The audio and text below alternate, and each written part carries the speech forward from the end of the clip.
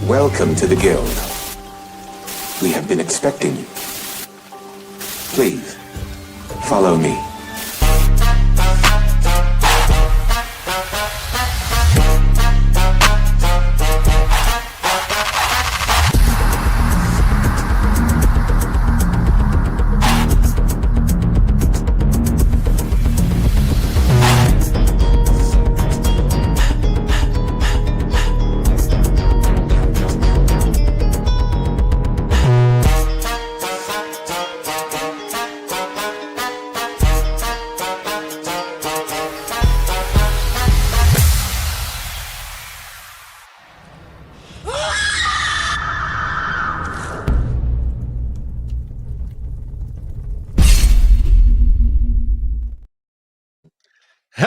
Hello, and welcome to our very latest episode of the Night Shift Let's Talk Gaming.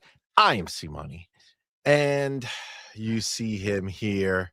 You know him well. He is the author.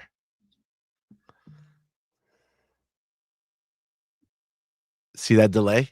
You see that delay? You guys, you're supposed to say it with me. You know what I'm saying? He is the wise one. He is the author. He is the patriot. He is the pony slayer, the pony bontier maker. It's our boy, Hardeesh. Welcome, man. Thank you for being here, bro. Yeah. So we've got some good, interesting news going on in the last few weeks, right? Make Xbox not dead again. Yes. It was funny. That's very accurate now because was it Stein? He did a post and he was like, "Yeah, we're alive again, guys. We're just dead last week. Now we're alive this week." Oh, it's so fun. It's so fun. Oh, it's a good time. It's a good time to be alive, man. It's a good time to be an Xbox gamer, bro, because I am so excited. It's crazy. Obviously, we've known about a lot of stuff for a while, right? Like we knew what the plan was. We've had messages where they've told us what the ideas were going to be from official sources, right? But we haven't had like that definitive answer, right? Just like factual, definitive, this is what it is. And shout out to the brand new CEO of Xbox for coming out saying, fuck the fluff, fuck the bullshit. I'm going to tell you exactly what we are doing. And goddamn, did she do that? I am so excited because just hearing it hits different. It hits different. I don't know what it is. It just hits different, dude, when you go ahead and you see it in writing. You see it right there where she's telling you what is happening. Goddamn, that is amazing. Also, there was a lot of thoughts going back and forth, right, of what's going on with PlayStation, right? And why they're thinking about backing out of PC. And motherfucker, does this not just answer the question, right? It answers the question so succinctly. PlayStation don't want the smoke, son. They don't want the smoke. They live in fear now. They live in fear. They're like, nah. We ain't built for that.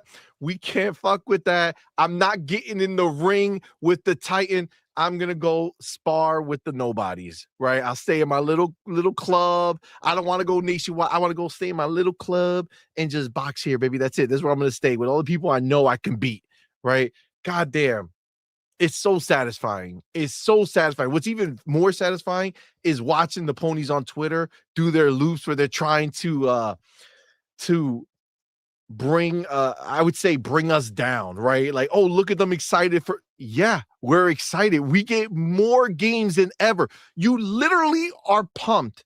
You're literally pumped that your company, your platform has decided to isolate itself further and make sure that they cut off a revenue source that would have helped bring you guys games, considering that you guys weren't buying enough games, just made them go in the first place. Guys, goddamn, you can't make this shit up. It's fantastic. Listen, obviously, we're going to talk about it. It's a big deal. It's very, very exciting. We're going to go through it, going to hear what Hargi has to say. It's going to be a fun night for sure. But before we do any of that, you know how we do here, man. We got to shout out our homies who are live in the building with us, man. We appreciate each and every one of y'all for rocking out with us here tonight on this Thursday night, on this Xbox night. That's right. It's the night of Xbox, baby. They claimed it. They owned it. Isn't it funny how we here on Xbox always have some exciting shit to talk about? What the fuck? Can you imagine living the life of a PlayStation pony who can't even, like, what can you be excited about? What? Well, you know, in like 48 months, we're going to get a new game, guys. It's exciting. We're going to get one new game. It's so exciting. I forgot a game dropped today. These motherfuckers forgot. These hardcore people, they forgot that the game dropped today. Their marathon. Not to say that a lot of people didn't hop on, you know, good for that game, but there's no words on the streets. You know what I'm saying? Like, nobody's on Twitter excited.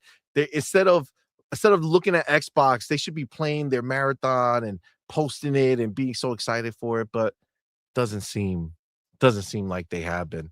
But either way, shout out to the homies who are live in the building, man. We appreciate each and every one of y'all for rocking out with us tonight. And of course, we do appreciate all of our supporters over on Patreon and YouTube. You guys are the shit. But specifically, we want to go ahead and shout out our supporters over on YouTube. We have our elite members. We got the homie Dark Angelic, Queen Witch, and our boy Broke Boy. And then we have our inner circle members. We got the homie Pragmatic Eagle, Hargi Chani, and Marvelous Marvin. Appreciate you guys. Thank you so much for the support. We do have our February champs in the building. Most top threes. The best bot of February was our boy, Pal Xbox for Life. Most first super chats was from our boy Mac22TH54. Biggest super chat was tied between Ryuar and Pal Xbox for Life. They also tied for most biggest super chats, so appreciate y'all. Top three most gifted subs was from our boy Broke Boy, Spartan661, and Ryuart. And most subs gifted at once came to our boy Spartan661. So shout out to you guys for all your support. We do truly appreciate it. But of course, you know how we do here. You guys live in the building right now. You guys are supporting us in such a major way, man. And we appreciate each and every one of y'all for rocking out with us and being here. You guys are so special to us, and we thank you. That being said, I mean, obviously, you can't all be equally special. It's not a possibility, right? It's not realistic. You can't, because 3 of you have risen above the rest. That's right. 3 of you are watching the show from up above, not like night above, you know, just from a better viewing angle. Okay, because they are the specials of the evening. And the question is, how did they become the specials of the evening? Very simple. See, we went ahead and went live and we put out that on point bat signal. And these 3 people were the first 3 people to answer the call. That's right. They are the first ones. They saw that signal and say, oh shit, On Point is live. We got to get in the building. And in the building, they did. Guys, the real question is, who are the specials of the evening? And I will tell you. Who? 3. Number 3 in the building is our boy and winner of the Resident Evil 9 game code we gave away the other night. Our boy, motherfucking Cage, the Cunning Linguist. I liked his old name. I don't know what happened. Cage, I think you should change it back to Cage El Vampiro Borracho. All right. That was a fucking phenomenal name. All right. This one is, you know, cool and all. I'm just saying, I missed the other one. All right. So shout out to motherfucking Cage. Number 3 in the building. You the man. Thank you, brother, for being here. Now, number 2 in the building is our boy, motherfucking Joseph Lemons. Shout out to Joseph Lemons. He is not fucking around. Number 2 in the building. Shout out to you, Joseph. You ain't fucking around. Thank you, my brother. Appreciate you for being here, man. You the man. Now, number one. Who is number one? Who is the best bot of the night?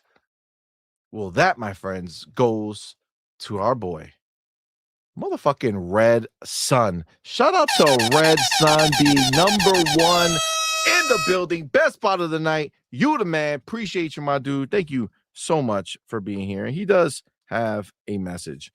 He says, I'm worried about skyrocketing food, etc. prices. RAM is scarce, I hear. I'm on a fixed income. Can't imagine being able to afford a new gen console next year. This is the beauty, Red Sun. And it's a legitimate concern, right? There's many, many people who feel the same way. And this is why I think what Xbox is doing is so beneficial and frankly, such an amazing thing for gamers, which is the Series X that you have now or the Series S that you have now. If Xbox drops a console this year or more likely next year, when that new console comes out, they are not flipping the page on gaming. This is not a, hey, welcome to a new world where your games are going to only be here and you better hope that the games get ported over to the Series S and S, Series X and S. No. That's not the world that you're going to live in, my friend. That's the beauty going forward. The idea of the traditional generation is dead and gone. There is no more restart. That's why PlayStation don't want to start this. They don't want to come out with a new box because they can't restart the generation, right? They know that, right? So the reality is that every game that releases next year or whenever the next console drops, every game that releases that you could play on that console, you will still be able to play on your Series X or your Series S.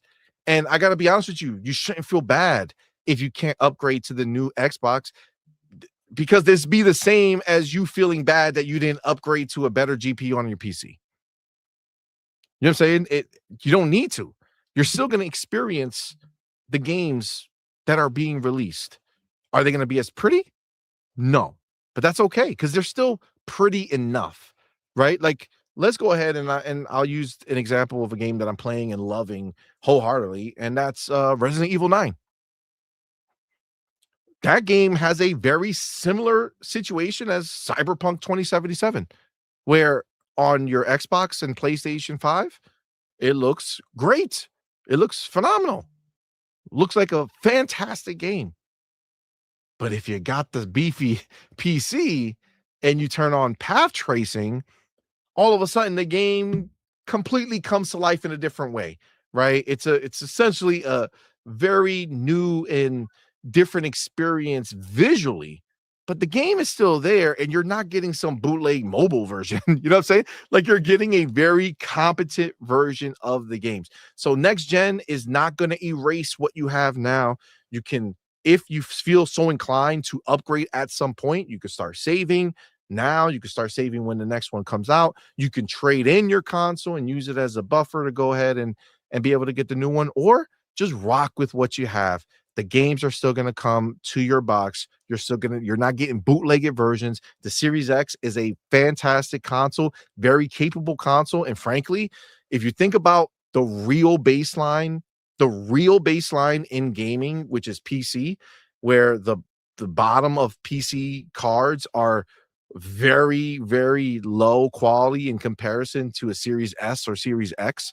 As long as those cards are still being, taken care of and being used, you're going to be fine with the Series X and X, especially with the Switch 2, right? The Switch 2 is even, less powerful than the Series S in some regards. And, that just kind of solidifies that you're good this generation. So don't stress. I know it sucks because you're like, oh man, I would love to have one. But at the end of the day, you're not losing out by upgrading on the Xbox side of things. All right. If you don't upgrade, you're not losing. You're still going to have all the experiences you want to have. It's just like right now, when you have an Xbox and you see on PC that you can enable ray tracing, path tracing on Resident Evil 9 or Cyberpunk, right? It doesn't take away the fact that you're enjoying those games. It's just like, oh shit, if I had that, I would be able to make it look like that, but obviously it costs a lot more money. So Red Sun, you're not alone. A bunch of people are in that position, 100%. So you don't have to think that it's some crazy stuff, but don't be concerned.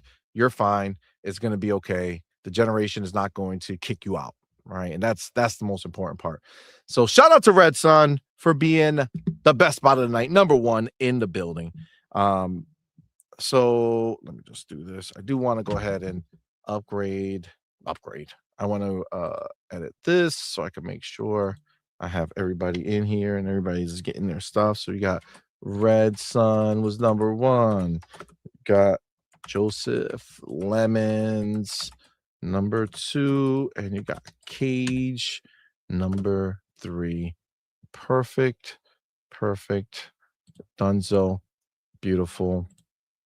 All right. Now we go here. We have the motherfucking homie Jonas the Dad. Shout out to our boy Jonas the Dad going ahead and being the first super chat of the night with that $2 super chat. Appreciate you, homie. Says, let's go Thursday night. Let's TTS, baby. Listen, it's that night, baby. Listen, there's nothing better than when news drops on the day that you're podcasting. You know what I'm saying? Like, I feel like Asha, she knew. She was like, oh shit. On Point's going live tonight. Let me give them some fucking goodness right now. Let me hit them with some dope shit. And that she did. God damn, this is amazing. All right. So I appreciate that. And let me go ahead and just jot that down as well. Okay. Now, he wants to start off with a bang. You know how Jonas is. He loves the bang. He loves the bang all the time. That's for sure. 100%. So Jonas went ahead and he started the party off with 10 On Point for Gamer memberships. He went ahead and gifted 10, baby. Shout out to the homie Jonas the motherfucking Dad. Y'all know what to do. Put the motherfucking welcome to the family emoji in the chat. Welcome our newest members, man. We appreciate each and every one of y'all for rocking out with us. And of course, our boy Jonas the Dad. You know what he likes in the chat. If you're a member, go ahead and put that motherfucking FB emoji in the chat. That's right. Give it to your boy, Jonas the Dad. You know how he likes it, man. He's excited. Make him feel good about this. Shout out to you, Jonas the Dad, man. We appreciate you, brother. You the man. Thank you, sir. Now we do have a shout out to give to our boy Maurice Branch. My dude, thank you, my brother, for the support. And thank you for being a member for 23 months. God damn. We appreciate you, man. Thank you so much for supporting this channel, bro. You the man. Thank you so much.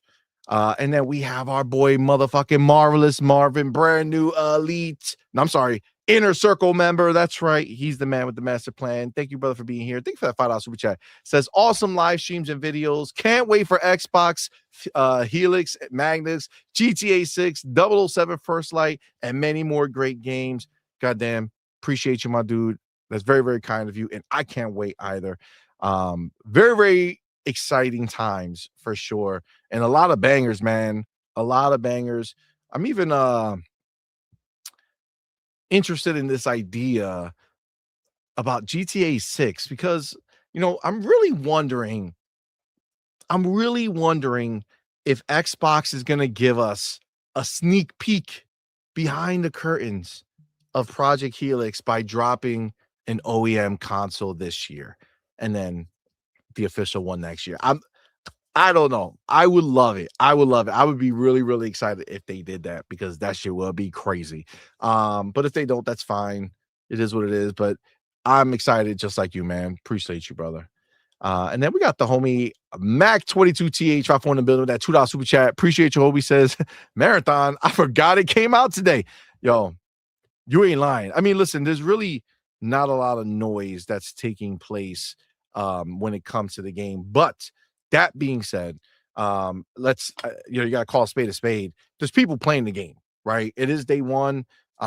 You're way past that 2-hour mark where you can refund the game on Steam, and they're sitting at about almost 86,000 people. They had a high of 86,718. This is the first time, for the most part, if I'm not mistaken. Oh no, it did a little bit. All right, so this is just basically like the second time. So it went all the way up, to the 86,718, and then it started going down. It went down to like 83,000, and then now it's back up to 85,957. So it has a healthy numbers of players right now. Hopefully, this is a long-term situation where they get to kind of keep that momentum going and people are engaging with the game. So we don't have to say, bye-bye to another, OG fucking studio. You know what I'm saying? That being said, you're absolutely right. I don't see any hype about it. So right now, people are playing in silence. We'll see how that goes in the future. But, kind of just, it is what it is. We don't know how that's going to look. But, all right. We do have our boy, motherfucking Broke Boy in the building. What's up, man? Thank you for that $2 super chat. I appreciate you, homie. Says, think how many console exclusives Xbox will have. That's really the funny part of it, Broke Boy. You brought up a fantastic point. And, a lot of people are hyping on this exclusive train. And, honestly, I don't think they will do it. Frankly, I don't think they should do it. And I know there's a lot of people who are like, no, go ahead and do it. I feel like that would put a lot of unnecessary stress on these games. I think the best thing for them is to have that life that they can go out there and, become something that's impactful for everybody. Like Halo, I feel like Halo's been sheltered for so long. Being able to get it out there to everyone, let everybody get that chance to really enjoy that game, gives it its best shot, right? But what you are referencing is the idea that Xbox having access to PC games means that the new Xbox console, irrelevant of what Xbox puts out, that box will have a massive amount of exclusives that literally are not anywhere else except for PC. And they will now be available to Xbox players who choose to buy them on Steam, on Epic, on itch.io and all this other, GLG and all this other shit. So there's a bunch of games that come out and a bunch of great games, bunch of exciting games that come out on PC. Most times first, sometimes only and forever, right? You get Valve games that they really don't put out games anymore on console for the most part, but you have access to all those, and you have access to VR. I think for enthusiasts, you now think about this. This is really what's crazy. If you were an enthusiast, if you were somebody like me who bought the PlayStation VR 2 because I thought, oh man, PlayStation is going to double down, they're all in on this, and they did nothing. If you're somebody who likes it, I have the Meta Quest, I have all this stuff, to think that you can now go ahead, plug into your Xbox or wirelessly connect to your Xbox and stream games from your Xbox. You can play games from that. I mean, Half-Life Alyx will be available to you on this next box via VR if you so chose to do that, right? There's tons of exclusives that this box is going to have, but they're not Xbox gatekeeping exclusives. It's just PC. That's the point, right? People put games on PC. You can't get them anywhere else. And now you're going to have access to that. So that's a phenomenal thing. It's pretty cool for, those games to have another, set of players without having to lift a finger, right? Like that is a huge deal. So shout out to you, Broke Boy. Appreciate you. Shout out to the homie Mind Exodia, who just became a brand new member of the channel with a gifted sub. I appreciate you, man. Y'all know what to do. Put the motherfucking welcome to the family emoji in the chat. Welcome our newest member, Mind Exodia. Appreciate you, my dude. Thank you so much for that support, and thank you for rocking out with us, man. Means a lot to us. If you're in the chat right now, put the FBs in the chat for our boy, Mind Exodia. Appreciate you. Rocking that Boricua banner. I see you, homie. Don't make me put on some Bad Bunny. You know what I'm saying? I'm feeling it right now. It's good stuff. All right. Now we do have to shout out our boy, motherfucker, Max City Entertainment, member for 6 months. Thank you for re-upping, man, and thank you for being a member of the channel. Again, we do greatly appreciate the support. But looky here, he's not done. He went ahead and gifted 5 On Point for Gamer memberships, man. Shout out to our boy Mac City Entertainment, man. You're the fucking man. Thank you, my brother, for support. Y'all know what to do. Put the motherfucking welcome to the family emoji in the chat. Welcome our newest members, man. We appreciate each and every one of y'all for rocking out with us tonight. Thank you so much. And of course, Mac City, we appreciate you, my dude. In the chat, FBs now for our boy Mac City. Come on, man. You know how it is. That's what I'm talking about. Appreciate you, Mac. Thank you, sir. Then let's go ahead and shout out our boy Starkey Love. Appreciate you, my dude. Thank you for being here, brother. Thank you for that $5 super chat. Says Xbox seems to have 3 times the games in development than Sony. They'll release their console a year ahead with Steam. Next gen will be totally different. Yes. I mean, for sure. And I think one of the most exciting parts is Xbox is going to have next gen on its own, which is exciting. It kind of brings you back to that 360 era where, you know, you're going to go ahead and have them have that lead. But the difference is, again, there's not going to be exclusive games on the next Xbox from third parties or any of that shit. The games are going to release everywhere. What is going to be exclusive is that if they do what I'm anticipating they're going to do, you're going to go ahead and have the games. Now, all of a sudden, you're getting to play Resident Evil 9 with the path tracing on. You know what I'm saying?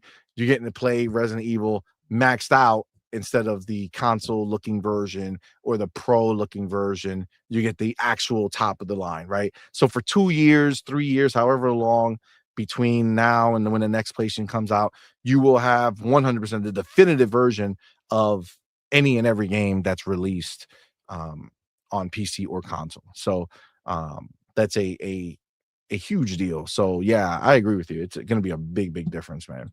And then we have the homie Illuminati in the building. Shout out to you, man. Thank you for being here. Thank you for that $2 super chat. Says Xbox is so dead. PlayStation cut a revenue stream to spite them. Xbox is so dead. PlayStation cut a revenue stream to spite them. That's wild. It's really crazy that they did it. And you know what? It's so funny because clearly, and we've known it forever, PlayStation never looks at Xbox like they're dead. On the contrary, PlayStation has so much fear of Xbox and what they are as an entity that just the mere idea that Xbox going ahead and changing the game right underneath PlayStation, throwing away all PlayStation's plans because Xbox putting PC on their console now forces Sony that moment where they have to say, am I really going to release the best looking version of my game on a competing console?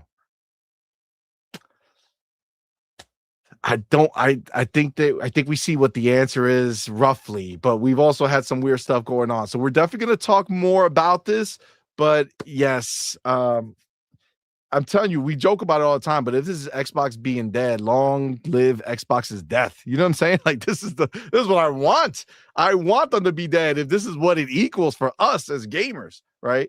Then shout out to our boy Mac22TH54 to build with that $5 which I appreciate you, homie. Says CMoney, I just checked my Destiny 2 clan on PSN. None of them are playing it. # marathon. And see, we were all hardcore Destiny 2 sweaties. Yeah, I mean Destiny 2, I was feeling it in the beginning, man, before it got too crazy. I absolutely was. So the idea that they went from that to fucking marathon is, you know, it's not exciting for me. But again, listen, there's tons of people who play games that I don't fuck with. So, you know, it kind of is what it is, right? But shout out to you, man. Appreciate you guys. And then, you know, of course, we always like to say what's up to the homies who are live in the building. I see my boy E Ranks. What's going on, man? Ren is in the building. What's up, man? Toe Tag in the building.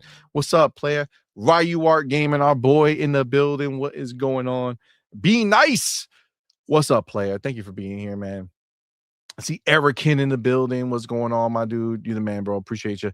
I see the homie Pal Xbox for life. What's up, player? Fillmore Pockets. How we doing, man? Malcolm X-Lax. What's going on, player? Gamer Live 95. What's up, my dude? General Spartan 27. What's going on, man? Tool Man 55. What is up, bro? Appreciate you, my dude. Sin in the building.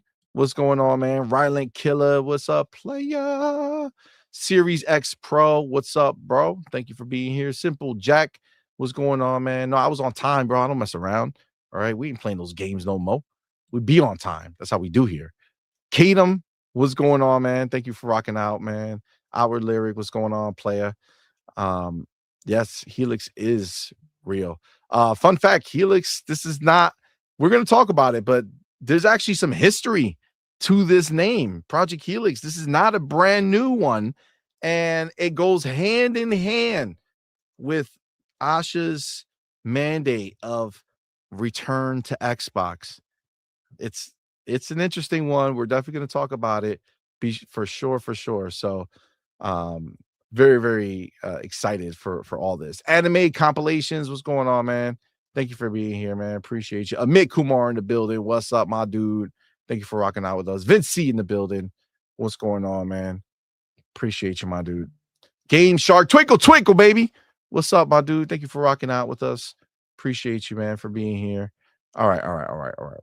Listen, we got to get going. 89 Darrow, what's going on, man? Yeah, he says Marathon has almost 90K. Yeah, it's 80, it's 85, it's 86,718 is the for the day. So not quite 90, but it's working its way up. And again, listen, God bless him. You know what I'm saying? I hope that game does amazing. I don't want to see them go away. I don't want to see another studio shut down. Studios can live in their lane and produce things. Listen, I haven't fucked with Destiny in years. It never bothered me that they were working on Destiny shit. I don't care. There's always the chance that they could do something cool that make me want to look over and see. So listen, the fact that hopefully this sticks, man. Hopefully this is not just a day one joint and tomorrow everybody says that was fun. Let me go back to my other game. Right. That's the fear. So hopefully that doesn't happen. But shout out to you, man. Thank you for being here and thank you for rocking out with us. Maurice Branch says Cyberpunk coming to Game Pass. Absolutely, it is. Those of you who haven't gotten it yet, it's time. APIMB in the fucking building, man. Thank you for being here. Appreciate you, bro. Thank you for rocking out. Reggie Bone, what's going on, man? CBH for God, what's going on, player? All right. Pickles, what's going on, my dude? Okay. All right. We got to get started. All right. We got to get started. I know. Well, we have a couple of supers, right? Mogsy, what? Did something else come in? Oh, okay. Yep. We got our boy, motherfucking Adidas 20-0. Shout out to our. That's what you were doing. That's what I was waiting. We saw it and you were waiting, you son of a bitch. Says Hargeet show CMoney his olive theme. And I see what y'all motherfuckers be doing on Boom Show and shit. I've seen it. Got here. I'm not even around. And you putting that mustard olive shit on my name. God damn it. You guys are fucked up. Oh, that's just disgusting. Why would anybody ever? Nobody likes it. It's the truth. Nobody, come on, we all know that. Nobody likes this discussion shit. God damn it, Adidas. How dare you? Appreciate you though. Thank you for being here, bro. And Series X Pro, what's up, man? Thank you for that 12 super chat. Says, is that Xbox's new logo? That's a good question. Some people are saying that that's like their new logo. I think that's a Helix. You know what I'm saying? Like that's a picture of a Helix. I don't think that's. It just so happens that it kind of can resemble the idea of an X. But I don't think that's their new logo for like normal shit. I think that's more of a hey, here's our Project Helix, emblem. Which it looks dope. It looks dope. God damn it, Web Dave. I see him over there putting olives in the fucking chat. God damn it. Olives are disgusting, bro. It's not it. But I mean, it has all of those things, right? It's got an X, it's got infinity, and it's got a helix, right? A DNA helix. Yeah, it's pretty cool. You see the animated version, right? Yeah. I was gonna put it a little later, but yeah, it definitely is something that's I like it. Looks good. I like it. Yeah. And again, I love how it comes. It's literally a return to the old project, Helix that they had that I wasn't familiar with it, but upon doing some digging and research, is like, oh shit, turns out this is a return. That's what the return of Xbox is. They're seeing what the future holds by getting back on track on the plan that they had in place. God damn, it's so dope. All right. Listen, enough talking shit. We need to get busy here. What's going on with this shit? Did this freeze? Come on, don't be a bitch. Come on. Come on. I'm probably frozen, but it's okay. Okay. You are. Boom. You are. Oh, there you go. Yeah, Now yeah, you're I'm back. back. It's okay. It's okay. It is an interesting idea, right? Like, would they ever change the logo? I don't know. I think the Xbox logo is pretty like it's right there on the side of the screen. You know what I'm saying? It's like right there. It's like pretty iconic.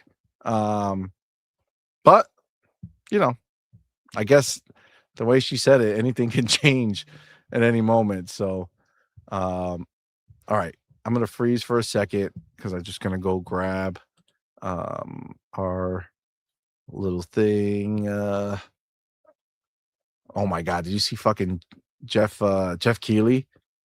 The way he did it? Fucking guy. Oh my god, Did it's what? crazy. Sorry? Oh, when he announced when he, you know, how he a piece of news comes out and he'll talk about it. Here, I'll show it first. Let me put this here just so we can get the get the feeling of what these dudes out here feeling already. It's crazy. Let me add this, go here, go there. All right. And then I gotta take this, drag it down, boom. All right. Now we're split. Now we're good. I don't freeze and I can see. Okay. Beautiful. All right. So let me take this chapter because we're gonna talk about it. I mean, this is basically gonna be the start, and then we'll rock from here. All right. So today was the day that I gotta tell you, I've been waiting for. You know, we had an episode last time and said, you know, Asha is really not holding back, right? She's not waiting to get things started. She's not waiting to make change or impact or make moves. And that was just last episode, 2 days ago when we were talking about how she's hiring new marketers, right? And trying to go in a new direction. And then today, out of nowhere, unexpectedly, Asha dropped a bomb. And frankly, I was so impressed that she did that. Okay. I gotta be honest with you. She did not dance around. There's no way that somebody could take the tweet and be like, hey, you sure she said that? You know, what does she mean? What does she mean? Nope. There's no wondering what she meant. This is a 100% open and shut case. The words have been spoken. She has gone ahead and made it official. Okay. Not just we're talking about something, we're talking about doing something. No. It's actually official. I'm going to go ahead and bring it up here. And this, my friends, is Asha. This is her Twitter. And she goes ahead and states, great start to the morning with Team Xbox, where we talked about our commitment to the return of Xbox, including Project Helix, the code name for our next generation console. Here's the bars. Project Helix will lead in performance and play your Xbox and PC games. Now, guys, I know that we've heard this before, but not directly, right? We heard the idea of what they wanted to do, the idea of stores and the idea of how they were going to implement it, all that fun stuff. Yes, we heard the words through official sources too, right? But this here is not a little bit of a little tidbit. It's not a maybe this is going to happen or wink, wink, this is going to happen. No, this is Project Helix, our next generation console, will lead in performance. It will be the most powerful. They are telling you right now it's going to be the most powerful box in existence when it launches. And it will play your Xbox and PC games, not part of your Xbox library, not some of your Xbox games and some of your PC games. It will play your Xbox and PC games. What does that tell me? That tells me whatever I could play on my Series X today, I will be able to play on my Project Helix console. It also tells me whatever game I could play on my PC today, I will be able to play on my Project Helix console. And that includes the entire library of PlayStation games that are actually worth playing. Okay. All the PlayStation games worth playing are already available. So unfortunately for the ponies who think that they got some W by saying that PlayStation is going to possibly pull back, they're going to pull back on what? They already put all the games out there. All the games on PC. All of them. The only ones that are missing are the most recent, and the most recent are the ones that nobody cares. God damn. It's glorious. It's glorious. It's wonderful. I love it. Now, she doesn't stop there. She continues. Looking forward to chatting about this more with partners and studios at my first GDC next week. Is it a motherfucking coincidence that it just so happens that it's my first GDC next week? What? Yes. Fuck. Isn't it crazy how it seems like the stars align here? We have a new Xbox CEO, a new console with a code name Project Helix that we're going to dive deeper in because there is significance to it. But we have that all happening all right here, right at this moment when Xbox needed it the most, when we needed to get rid of all the dead bullshit narratives that have been gone, but they lingered because of the people who were involved. Now they're fucking gone. Now they're gone. And this is the reality of what it is. When you look at where we are, you have a new leader who's not beating around the bush. Okay. Not beating around the bush. She came out and she told it like it is. No pussyfooting around. This is her saying, hey, we got our new console coming out. We're excited about it. We're talking about it. It's going to be the return of Xbox. We're going to be the best Xbox out. We will lead in performance, and we're going to play your, not it's going to play Xbox games and PC games. We're going to play your Xbox and PC games. That shit's exciting, bro. That shit is exciting. Okay. That's exciting. And listen, I know, again, that when you think about this, we've had these words before, but it's so refreshing to have her come out and just put it out there this way. Now, I'm going to go ahead and jump up to this dude right here, Jeff Keighley. Fucking Jeff. All right. Jeff is something else. All right. Jeff went ahead and put out his tweet announcing Project Helix, right? Cool. So when you go ahead and look, he writes, Xbox has announced that Project Helix is the code name for the next generation PC-based Xbox hardware device. Really? Really, Jeff? Really? Well, you know. PC-based Xbox hardware device. You couldn't say the next PC-based Xbox console. Listen, you're basically what he's doing. He's quoting the original tweet, right? So if you go to the original tweet and you go here, it says the code name for our next generation console.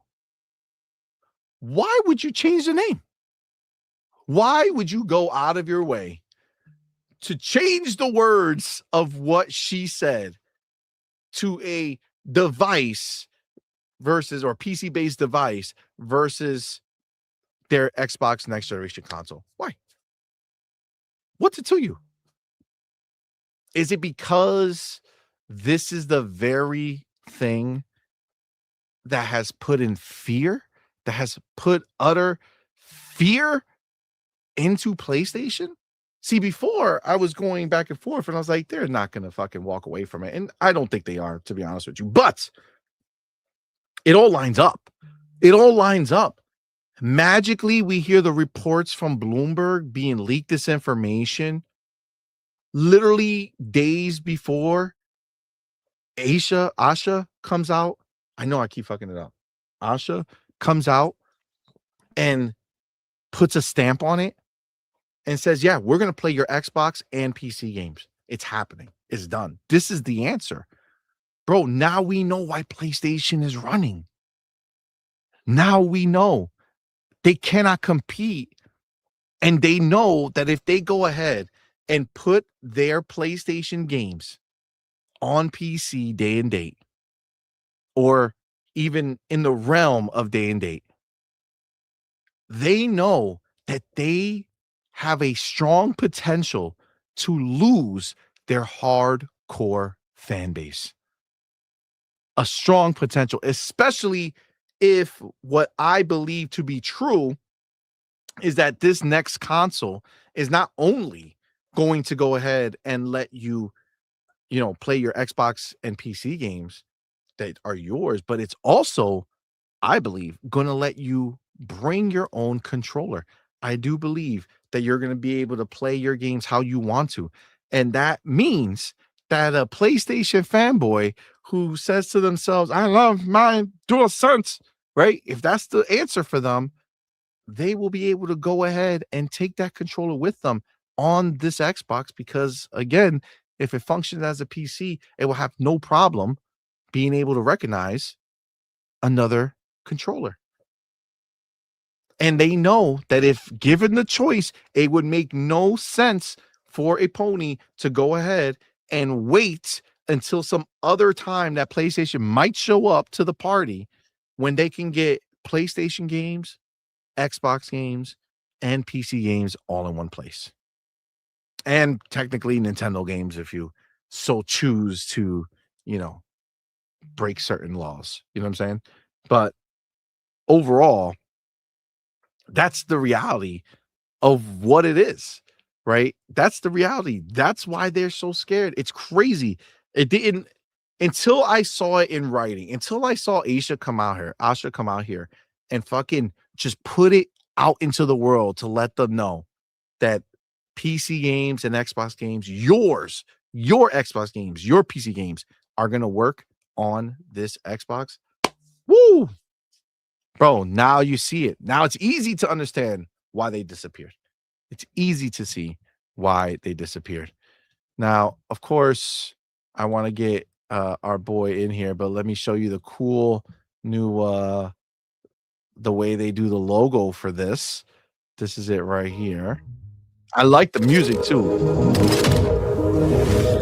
Ooh, mysterious. That's mysterious. You know what I'm saying? It's like a mystery. This whole Helix joint, right? All right. So I do want to get Hargeet in here, and then we'll look into some other stuff that I have as well. But yeah, what do you fucking Sean went ahead and had all these different clips of people talking about ain't gonna be no new Xbox. Well, so funny to watch these fools. But Hargeet, listen, obviously Asha coming in and really putting her stamp. Asha, god damn it. I don't know why I can't say it right. Asha. For her to come out here, just kind of put her stamp on this, right? We're doing this. Team Xbox is here. This is the way forward. I think it's huge.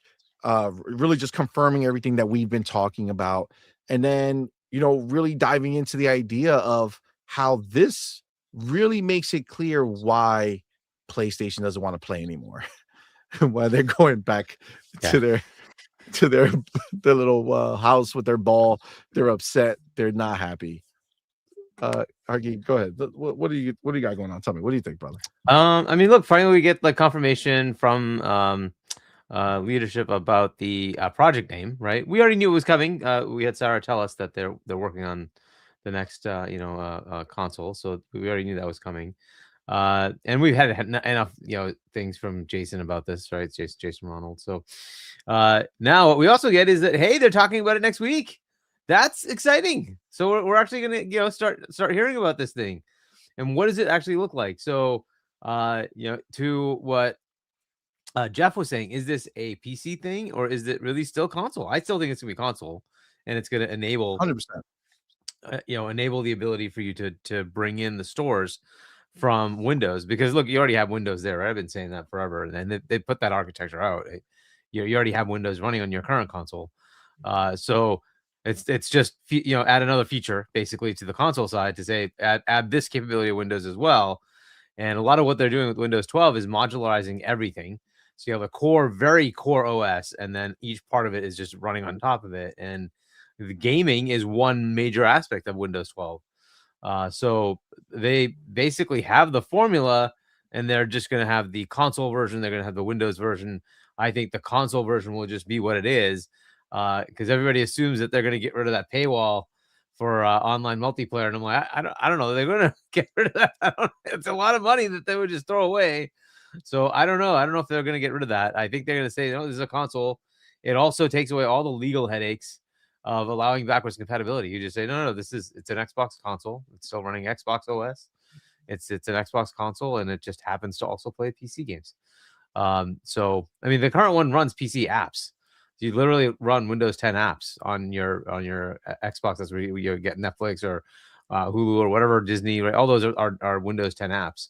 So you basically they're just adding yet another layer and saying you can now bring in games that run on Windows. Not a big deal or whatever. So cool, right? It's coming. We from a timeline perspective, if it kind of follows pattern, this does put it in 2027, right? We're getting information about it now that generally says about next year, early next year, they'll be ready to build these devices to actually start production runs to actually build them up for sale later in the year. Now it could be earlier in the year, right? It could be like mid-year, but it's generally their standard. They'll do a fall release of some sort. So 2027 looks like fall 2027. We're gonna get this thing. Now what it looks like, what it does, we will. We don't have to wait too much longer. We're gonna get some information next week. That is actually pretty exciting. Like they're actually already telling us about it. It's coming next week. We get to hear about this thing. And they're already hinting there's gonna be a lot of stuff at GDC with Xbox, right? So this will be pretty big. Tons. And for those who like aren't equating this, understand that this is Windows 12 plus Xbox, right? And you already saw survey after survey. Everybody wants to put their games on Windows. Everybody wants their game on PC. Everybody. So they're going to be that's what they're going to talk to the people who want to make games about what they're going to be doing to make those games, because this is the platform. That's literally the platform. And they're making it so you get like this nice little Helix thing where it's all merging together, right? That you make the game for Windows 12, and guess what? It's going to just work on Xbox too. And you just have everything all in one. So they have a lot of cool stuff to talk about. It'll be an interesting time. They have that advantage that Sony does not. And yes, it's a problem for that was my thought too. See, anyway, when they said that they're going to pull back, I'm like, yeah, 100%. This is Magnus. They're running scared. They don't want their games on freaking Magnus, and they're being petty. They're just like, no, we don't want you to be play. But too bad you already sold us the games. All the ones that matter, my dude. All the ones you know what I'm doing, right? You know that first day I get that freaking Magnus, I'm gonna turn on freaking Ghost of Tsushima. Oh, what am I doing? I'm playing Ghost of Tsushima. Just to spite them. You know what I'm saying? Just to spite them. Oh my god. So, but anyway, look, this is it's another part of this journey we're already on, right? We got the ROG Ally. It tells us what this is going to somewhat look like from one angle. I think there's going to be another angle of a very polished Xbox OS, a console UI, console OS that's going to run on this thing. What I would love to understand is this going to be a specific to them thing, or is this going to be open for their partners to build consoles as well? And so we'll see where that goes, right? And so hopefully we'll get a lot more of that kind of information, or maybe they're not ready for that part of it. Maybe they're ready to just tell us, development wise, what's going to happen, and then we'll hear more about the hardware later. But yeah, let's see what they do. If timelines kind of match up, we should be seeing stuff about the actual hardware probably over the next 6 months or so. So we'll see what they're gonna tell us, right? So at least we'll get something about the environment. Remember that middle show that she had talked about on one of her statements. There's gonna be something taking place between GDC and June showcase, right? So April, May, there's gonna be some type of showcase, and if you remember, that might harken back to the E3 that nobody wants to relive or remember, which was the TV in May, and then games in June. And obviously you might just get a hardware. Obviously that scenario wouldn't exist, but what I'm saying is it's not out of the realm of possibility that come Mayish, before the show, they go and they do a whole thing about the hardware, right? Where they show what it's capable of, they show what it means, they show what it's going to look like. They have select games at the show that are there to highlight, its strengths. And then come June showcase is just game. I mean, remember they did show us the handheld at last June showcase. I think it's going to be more like that, because the thing they can do is if they want to delve into it, they can have interviews, and I think that's a better format. So, you probably have, like, there's been rumors of another Dev Direct, right? Because they actually have more games to talk about. And so there's a potential that we just get that. And a part of that might be, here you go, here's the new hardware, right? So maybe one of the announcements will be that. It'll be more of a sizzle reel, maybe give you some, differences in, like, here, Series X looks like this, and then Magnus or Helix now looks like this. So you might get something like that, but it'll be maybe more sizzle really, and then you'll have a follow-on interview that goes in depth with Jason Ronald, right, to kind of go over, here's what we're doing, here are the actual particulars, right, and you'll just kind of get more and more information. I think that's a better way to go than to have like some sort of show and tell. I don't know how many people even like those show and tells. I think getting the sizzle reel is probably what people really want. What am I getting, right? And then what is the bottom line of it? And then if you really care about the tech specs and all that stuff, cool, here's a separate little thing. You can go read the interview and get the background, right? I think that's a pretty good way to do those kind of things. The last thing you ever want to do is listen to freaking Sony. Remember that guy? Oh my God, he's so freaking like dry. Oh my goodness, right? It's like just bottom line it for me, bro. What are you giving me? And just like bottom line it for me, bro. Oh, seriously, that guy's so hard to listen to. He really is. He's just so difficult to listen to. Technically great. I'm not saying he's stupid or anything. Like, it's just his delivery is just like, oh my God, dude, seriously, why don't you get somebody else to kind of talk about this? Because they probably fall asleep trying to learn the words. You know what I'm saying? Like this, I don't think there's any way to make it good. I would say the only reason I would see them, and it doesn't have to be like an event, right? It could be as simple as putting a sizzle reel trailer together where that little clip that they did in the middle of Summer Games Fest. Just do it on its own before Summer Games Fest. And the reason I'm saying that is because at that point, when the Xbox showcase is happening, like I'm gonna be wanting to see what the games look like there, right? Show me games running on Magnus or running on Helix as the baseline.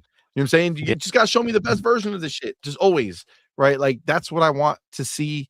So if you go ahead and if you are announcing it for this summer, I say you come out, you show us the hardware, let us get the hardware oohs and ahs out the way, tell us about backwards compatibility, what that means, tell us how it's going to work to get your PC games on there, tell us how it's going to work where you can back out into a Windows environment so that you could do everything else you might ever want to do on this PC. Remember, Jess Corden has gone on record, which he put into his articles, which again, normally he won't put into an article unless he has some pretty solid foundation, information on it.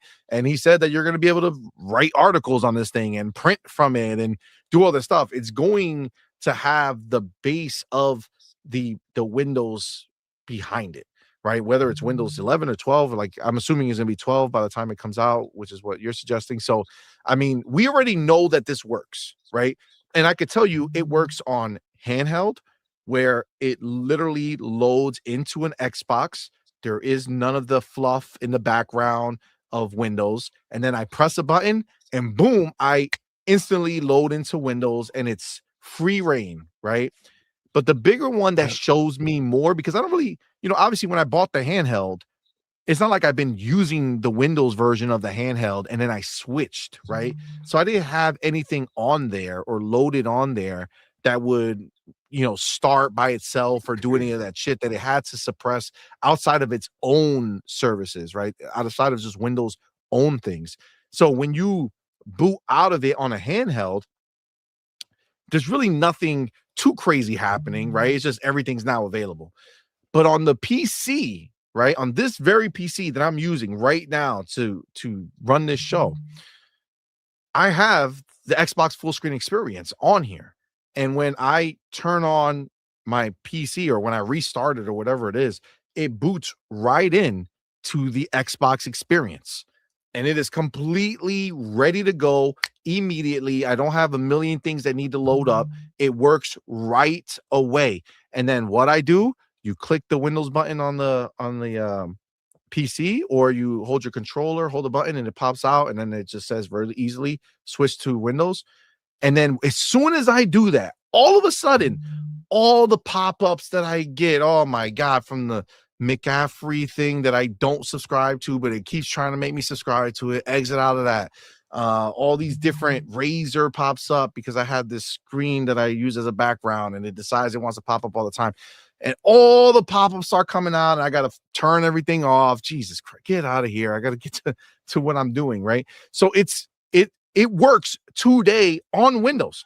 So you are literally in a scenario where whatever this next Xbox is going to be, they are 100% capable of running a full fat Xbox experience. And then on demand, you switch out, go to the PC space of it where you can do whatever else that you want to do, right? That I think is such a phenomenal, part of this experience that we're going to get, because again, we've already living it now. And honestly, and Hargi, I wonder if you think so or if you kind of don't think so anymore. But I mean, maybe Phil killed it that one time he spoke on it, but like I really thought that they would do an OEM this year to kind of get ahead of the release next year. But maybe that's what the handheld was for. Maybe the handheld ironed out most of the shit. I don't know. What do you think about that? I don't know. That's one of the questions I still have. I don't know if they're going to allow like OEM partners to make the console. Will it come out? If they have one, is it going to be something that comes out earlier? Is it going to come out afterwards? No idea. Would it be awesome if you could play GTA 6, for instance, on one of these? Yeah, that'd be great. But like what we're hearing is that it'll be ready to actually start production early next year. So it's probably not going to happen. That'd be my guess. What happens as far as, Project Helix being just a console thing? Is it a Windows thing? Is it both? Does Windows 12 factor into this at all? We don't even know, right? We're not sure what's going to happen. So that's the stuff that we need to get answered. I don't know, right? As far as this hardware, the Magnus platform, I think that is a next year thing. It just seems like everything aligns to it being a next year thing. So I don't know that anything's going to happen this year from a hardware perspective on that platform. That doesn't mean Windows 12 couldn't come out, and Windows 12 might support some level of Xbox. And if it does it support some level of back compat of Xbox? And if it does that mean you can play GTA? I don't know, right? So again, these are just all hypotheticals. I have no idea if any of that happens. It's a good likelihood that Windows 12 does come this year, though. That's a high likelihood that's happening. And that does factor into a whole new gaming part of Windows. Windows is they're really focusing on gaming right now in this release. Now, so Hargy, this Windows 12 scenario, right? One of the things that we've heard is that Xbox is not only looking to bring PC to Xbox, but to bring Xbox to PC, right? We heard that they want to be able to allow you to play your games, on your PC. Is that something that Windows 12 might be capable of doing? Like at that point, if it does release? As far as technology, absolutely. The problem isn't technology. The problem is, will the licensing allow it? Now, any game that Microsoft themselves owns, no issues, right? They can just put it. It doesn't matter, right? For them, it's fine. It's the ones they don't own, right? Where they can't publish it themselves, they need the publisher of that game to agree. And I don't know if there's any contractual, limitation that says no, you can't do that. That's just dependent on how each one of these publisher deals work with Xbox, right? So could they work out a deal with certain ones and say, hey, let's get at least these larger publishers? Like, for instance, EA's in Game Pass, right? And Ubisoft is in Game Pass. Could they work with them to say, hey, we want this to just be available? If somebody bought Assassin's Creed, blah, yada, yada, they should just be able to play it, right? Maybe they get that working, right? So if that's a possibility, hey, what the heck, right? But if not, then you'll have to just deal with it, right? So a lot of that, by the way, also just works with Play Anywhere, right? Wherever they've got those agreements in place, you automatically get it anyway, right? But yeah, it would be nice to just be able to get your Backcat on any Windows 12 device. But again, this is where the legalese comes in. It's not a tech issue; they can easily do it. It's a how do you get the legal arrangements in place to allow them to do it? And I'm sure there's a lot of like back and forth with the big publishers that no, it can only be on this kind of device or this kind of thing or this kind of. I'm sure they all foresaw this was going to happen, right? So it's probably not allowed. So that's where it unfortunately could break down, and that's why it has to be an Xbox device. And they can make that claim with the Magnus platform and say anything that's running this, we have specifically designed it as an Xbox. So even if it's a partner device, it's an Xbox because it's running our APU that we designed as an Xbox. And that's where it starts to become more interesting, right? Because those devices, they don't have to necessarily run Xbox OS. You could have a partner device like the Asus ROG that runs Windows 12.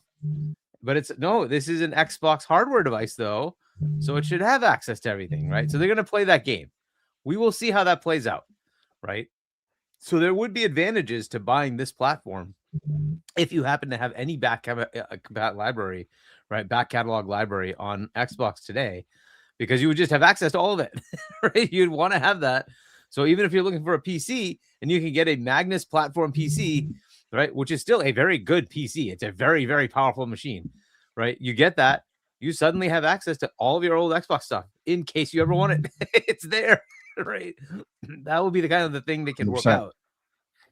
So we will see where they play out. This is all the stuff. I can't wait to hear about it next week. You'll have fun. First row, right? You'll be sitting there listening to Jason. I cannot wait. I will be right there. I'll be so happy to hear what the heck they actually put out. Right? It's been a while. It's finally coming. We're finally going to get the information as to what they put together. How is this going to play out? But yeah, I don't know about hardware this year though. I think that's probably not going to happen. Yeah. I mean, listen, Phil kind of mentioned it. And again, I'm just hopeful. I'm still just holding out until the year's over. I'm going to just keep faith. But because I just want another piece of hardware. But that being said, Phil did mention that the next piece of hardware they do will be their next console. That's what he said. So he's also not there anymore. You know what I'm saying? So maybe Asha's like, you know what? Fuck it. Turn that shit on. Go make us an OEM. That would be dope.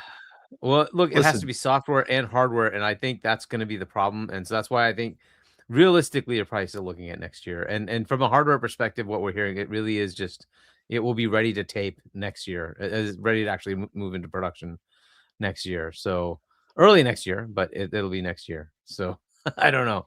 It's not likely.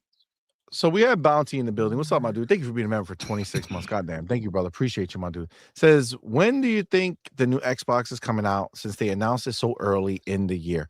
So that is where we go to,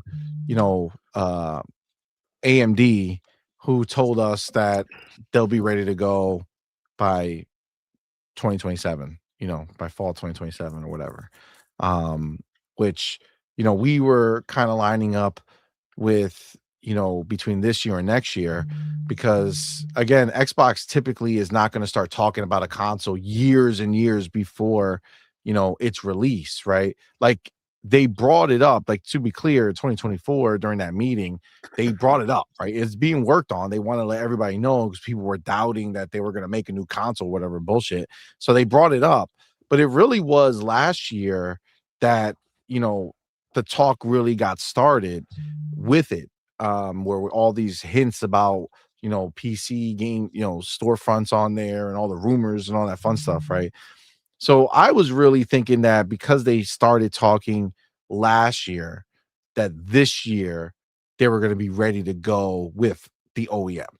I thought that they were going to do an OEM because they were going to want to kind of get all the iron out the wrinkles, right, before launching their own box.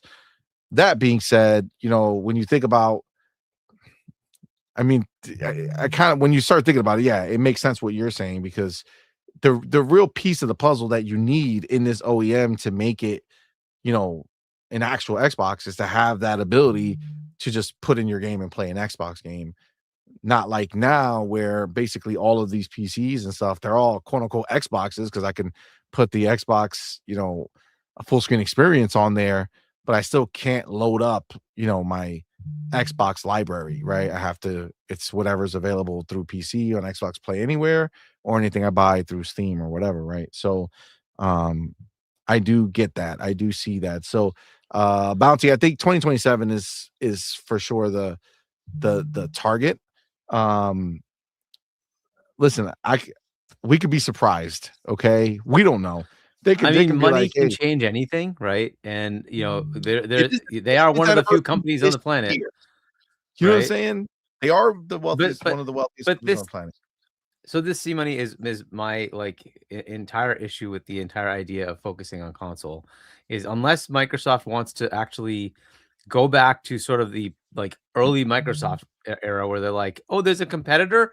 How do I absolutely demolish that competitor? Right. That used to be their mindset. Now it's the kumbaya mindset.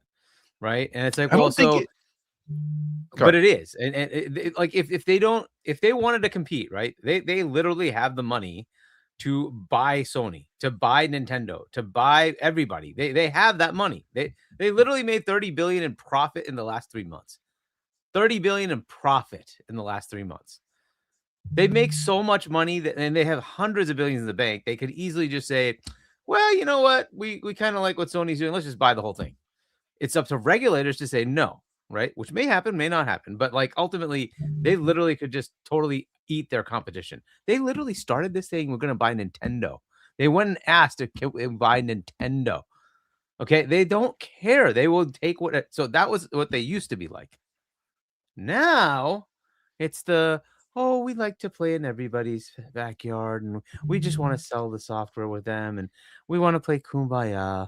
And it's like, well, okay, do you want to compete with them? Because look, your competitor just said, we don't want you to play our games. We're going to be petty as fuck and we're going to take the games away from Steam because we don't want you to be able to have them. That's literally what they just did. They're going to throw away $300 million a year in profit because they're petty. Are you going to do that? To be fair, they haven't said shit, right? To be fair, they haven't said anything. That's true. And if you want to know what they did say, is right after this whole thing broke, the next thing that we got from PlayStation is an ad for PC, play it on PC, bro. Here's a controller, go play on PC, right? So why would they push people to PC if they're not going to have their games there, right? So I don't necessarily believe this bullshit. I think, and again, listen, when he's getting his sources, he's not. I don't care who he says he talked to. He didn't talk to fucking Herman Hulse. He didn't talk to Nishima. He didn't talk to Hiroki Totoki. Yeah, Nishino. Yeah. He didn't talk to any of the people who are decision makers. He is talking to people who are weak links in the chain, who have maybe heard something or sat in on something, but they don't know what's actually going to happen. Or are pitching And something, right? And exactly. that's all fine. But ultimately, And you're right. Hiroki is going to make that decision. yeah, Because he's I'm going to sure he's the decide one who what it said is. you're going to put it on PC. And when you see a game that's released come out and it does decently well in the beginning, and then it just stagnates and you're not getting many more sales over time because people have moved on from that old game, we'll see how long it takes them to be like, oh yeah, hold on, we'll do it. Like I was running the numbers, like Hargeet, they made like 2.4 billion between PC and Xbox. 2.4 billion to Sony as an entity. The entirety of Sony is between 1 to 3% of their entire business. Yeah, their valuation is 128 to 131 billion dollars. That's what they're worth. PC gaming have brought them to and they don't almost make that 3%. much in revenue, right? But it's crazy that they like. It's not like Xbox. That would, if for them, that number would be so many decimal points down the line of how it fits on their bottom line compared to everything they bring in, right? That it's too much money for PlayStation to think is not worth it, my dude. If you're only worth billions, you can't say billions are not enough for you. You know what I'm saying? It's crazy. Well, yeah, and it turns out just the single players, it's 1.1% of their revenue on PC. So single player games, right? The ones that they're supposedly pulling back, right? And that would be roughly 300-ish million, a little bit more than that, per year that they would be throwing away, $300 million. And I'm like, okay, you're going to give up now their profit was 11% of about 30-ish billion. So it's looking about 3.1, something like that, 3.2 billion, whatever in that range, right? And so you're taking away 10% of their profits for PlayStation if you do that. And I'm like, what company says I'm going to willingly take away 10% of my profit? Nobody. So not somebody who's literally been pulling away from PlayStation. So you'd have to make this decision if they're doing it based on being utterly petty. You don't want money. Your shareholders aren't going to say, "Oh, let's take a 10% hit on profits." No. How are you going to explain that? Hargeet, how are you going to explain that to the shareholders? How are they going to stand there with a straight face and say, "Hey, listen, guys, we're going to expect less money coming in because and we're doing it to ourselves. Going to put it out, huh?" And we're doing it to ourselves, not market conditions. We're doing it, not because it's happening to us. Like, we are choosing to stop a revenue stream because here's the kicker.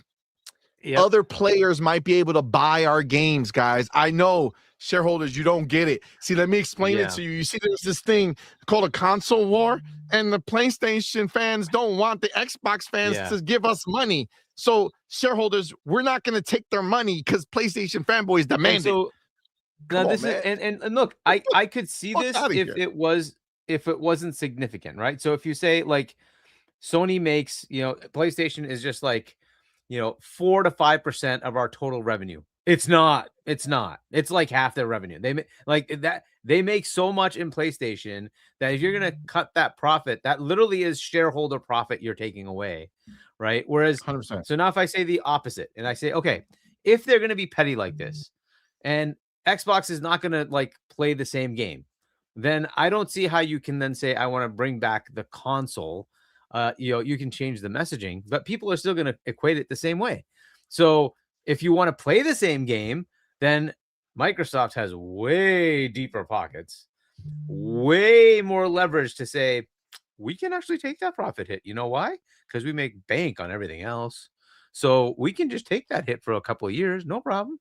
Right? We won't make, we won't make our 15 to 19 or whatever the heck we're making right now percent. We'll make it only 7% or 8%. But we want you to compete against them and crush them. Could they do that? Yes. The question is, will they do that? And I would love to see them actually try to compete, but they're not going to. Now, where I just take that whole thing is we'll find out what that means from a messaging perspective. I think that's all it's going to be is messaging. They're going to change messaging. But we'll see. For sure. I think that they're going to focus on not saying things like you could play your games in all these other places, so you don't need an Xbox. to, hey, you But play they'll your games still on your put it Xbox, everywhere. look at all this stuff. And then if you choose to play somewhere else, you can, but it's in addition to what you have as opposed to a replacement of what you have, right?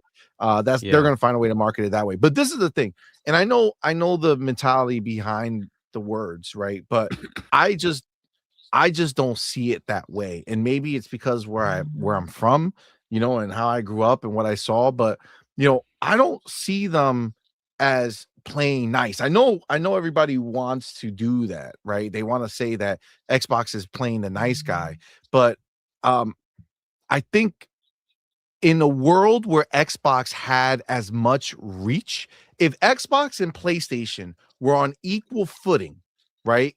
Like as far as their reach on consoles, shit like that, right? And Xbox said, you know what? Fuck it. Let's put our games over there. I would say, yes, that's them being this nice guy bullshit. I don't know what they're doing, why they're doing that. But that's not what they're doing.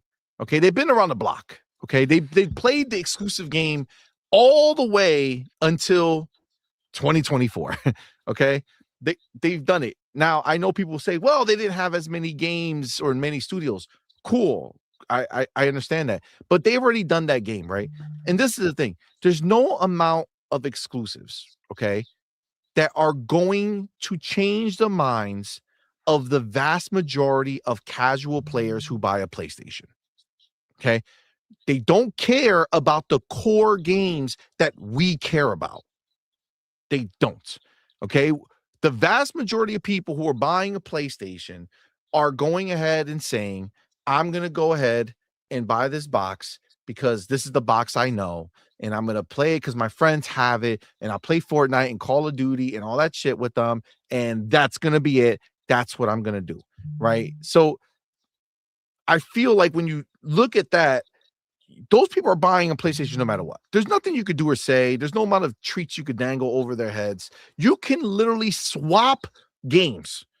You can take all the PlayStation first-party games, put them on Xbox, and put all the Xbox first-party games, put them over there, and people will still play over there, and they won't even notice it happened because they don't care to look at those games. They don't care to play those games. They're there for the casual games that they all love and enjoy.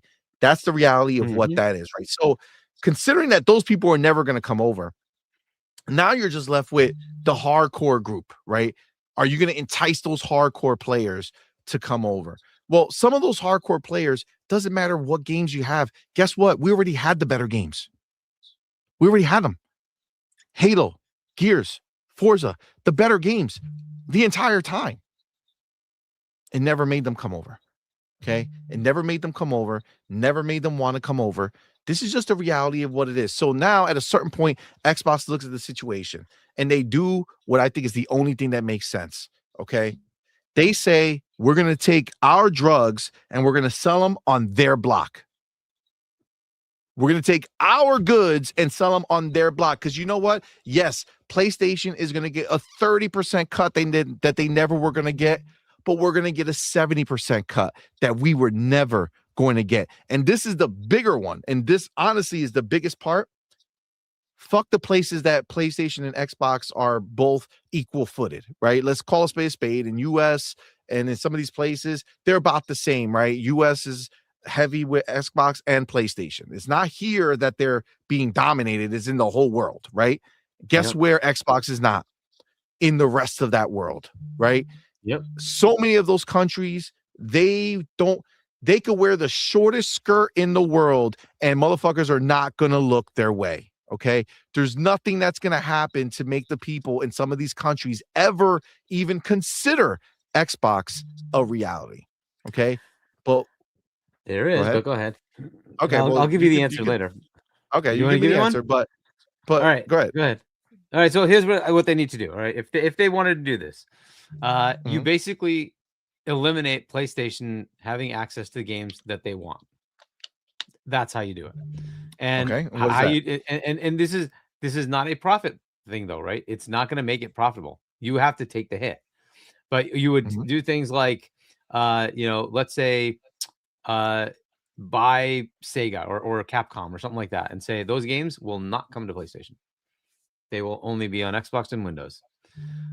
You do something like that. You then say, all right, I will take Take-Two and GTA. Not coming to PlayStation. I mean, Xbox Windows only. Now again, this is not something I'm recommending they do, and I don't think they will do it, right? I don't think they should do it, right? Wanted to, if they wanted to do it, if this was the like bomber version of Microsoft, they would 100% just do that kind of thing. They would just like say, "Oh yeah, we're going to take that game away, and you guys can't have it," because they did do that. They did do that, but they did it in a different time. They did it in a time where you were only really dealing with hardcore players. There wasn't a massive amount of casual players back then. You know what I'm saying? So you're marketing against you're trying to get those people. You want those group of people to come over here so they can buy your game. But that's not the world we live in now, bro. So let's take that. That was an era, the Xbox original, when the PS2 came out. That was the top selling console of all time, correct? Was that casuals? Was that hardcores? Does it matter? It was 160 million people bought that console. Yeah, but they bought it over the lifetime of that console, and that motherfucker, they made 48 different versions of the PlayStation 2, down to when it got to like this little tiny sliver. And you know what? 160 million were in other countries, my dude. All those low end, those small prices on those things are where all the third world countries. That's why you go now, there's motherfuckers still got PlayStation 2s sitting under their fucking TVs, bro. And it's still a viable path, right? So you're saying that the rest of the world will never buy, and I agree with you, the way it is today, they won't. Why? Because you don't have anything they want. If you just suddenly said, hey, every Capcom game, every Sega game, whatever, pick one of those, whatever, is always and only going to be on Windows and Xbox. What do you do? You say, I'm not going to play those? You know what will happen? You can. But you know what will happen? You will diminish the value of those IPs. And you will allow others to rise up in its place. And then what happens is then it doesn't matter because then nobody wants it anyway because they can go ahead and find something similar for their console. And that's what they'll do. And that's what they've always done. That's why Xbox had you'll get a percentage. Remember exports? The XF, whatever the hell that shit was called? When EA didn't bring Madden, so they made their own football game, right? But then what happened when they got Madden? Their game went away because nobody gave a fuck about those games when they got the real one. And 8% will convert. But that's the way it is, right? 8% will convert. And whether it's 8%, Windows, but it's a small percent. 8% will convert. Well, it's not small. It'll be significant enough, right? So that's how you change that. If you want to change it, right? You don't change it by saying, well, we're not going to offer you anything. And that's unfortunately where they are. So it's not going to change at all. I just feel like that's not the competition anymore. Like that's not what they're competing on. And I think that's what PlayStation wants to compete on. And I tend to agree, but that's the problem, right? So the assumption that this is ever going to get better, it's not, right? So I don't know what the push of console first means, whatever. It's messaging at best. It's still not. Yeah, but I think that means exactly what it should mean to us, right? And that's where I think that the two sides of this conflict. Because it's like, well, what is getting better? Well, if you're saying getting better is more people buying a console or engaging in their ecosystem on their own versus going through a PlayStation or Nintendo or PC, but I guess PC is part of what does that mean? Right? Yeah. But all that means, all those things have nothing to do with what actually matters, which is you and me, right? Our experience.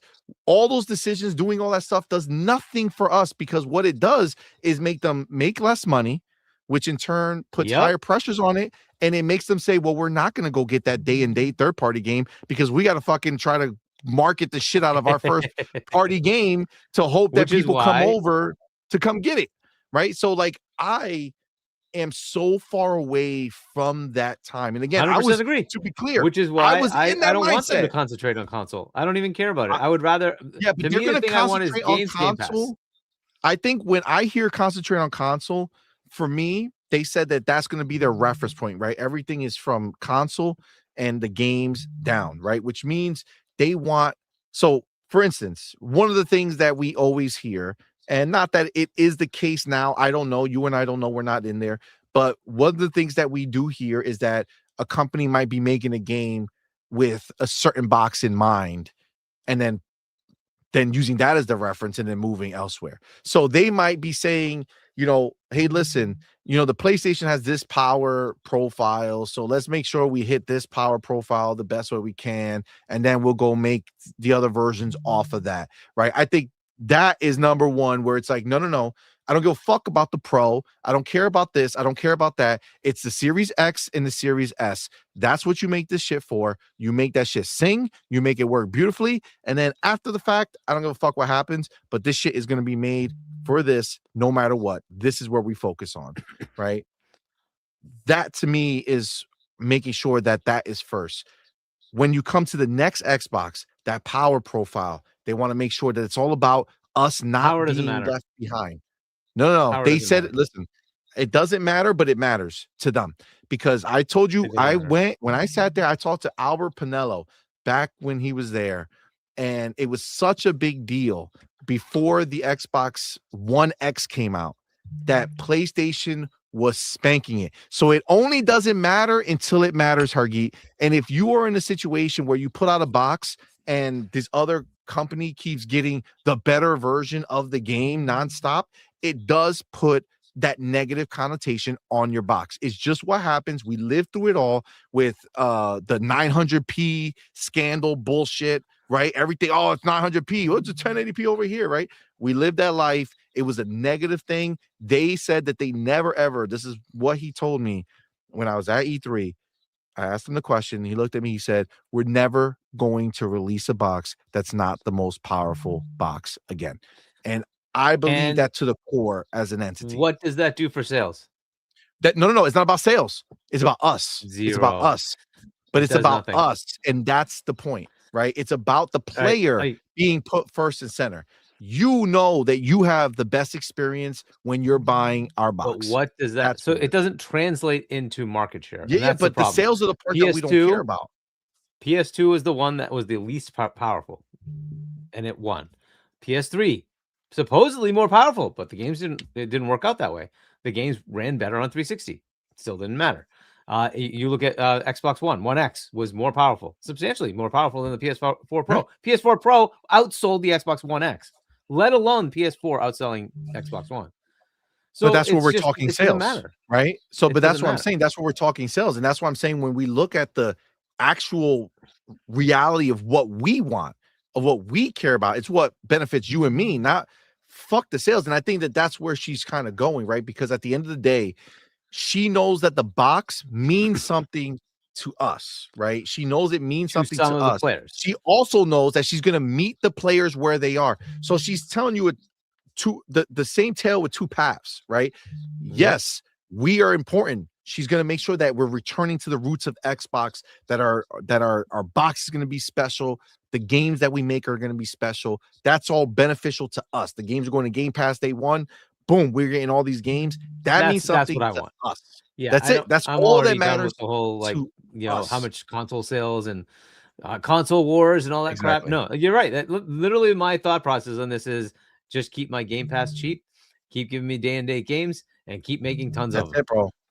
That's it. That's all this is about for us. We want the games, we want the box to mean something to us. We don't want to feel like the box is an afterthought. We don't want to feel like it's just we have 45 million console gamers.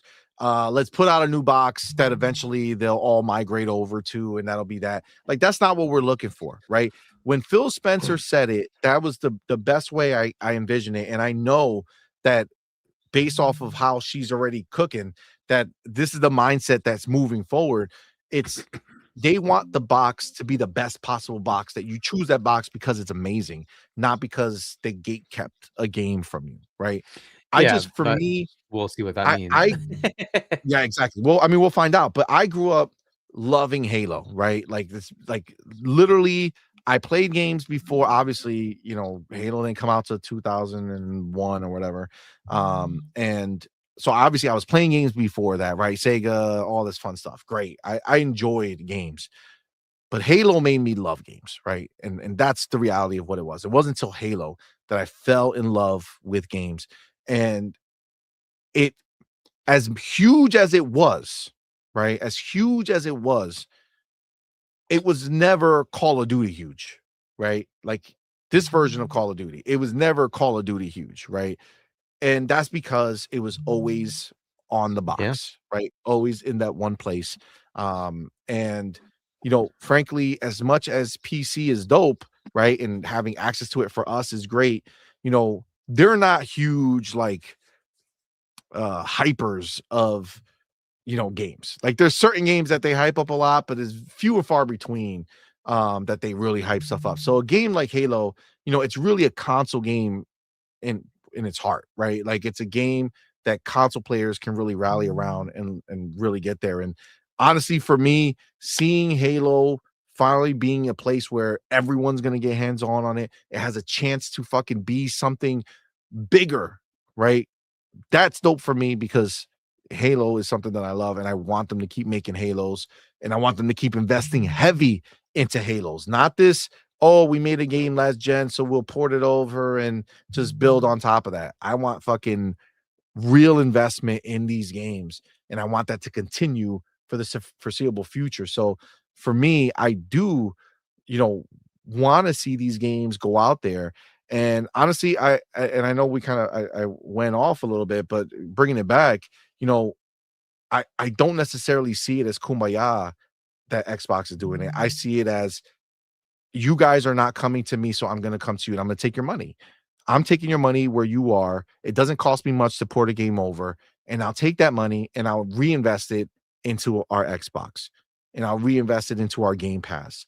I'll reinvest it into our day one third-party drops, right? That for me is what that means. That means that they're taking PlayStation's cookies right from their home. All right. It's not because they lured them out. You know what I'm saying? They didn't put some treats on the ground, say, hey, come over here, little buddy, and then get them in a van and drive away. You know what I'm saying? This was a, hey, you like this type of stuff? Here, why don't you try it? But you got to buy it. There's no other way. You spend the money, we take the money, and then we just invest it, and we keep getting that benefit. That's the biggest thing for me. That's the thing that excites me the most when it comes to this. And again, I know the narrative of them, being the nice guy, but honestly, when you look at it that way, Harky, is it really them being nice, or is it them taking theirs wherever they can get it? I mean, look, there was a lot of kumbaya with Phil. That was kind of his mantra. So I don't know. I The way he talked wasn't great. You know what I'm saying? So is it playing nice? They want to compete by selling you what they can where they can, and that is kind of their thing. So that is a Microsoft thing, not an Xbox thing. Yeah, I was about to say, like, is Windows playing nice? You know what I'm saying? Like, does Windows play nice when they are the dominant force?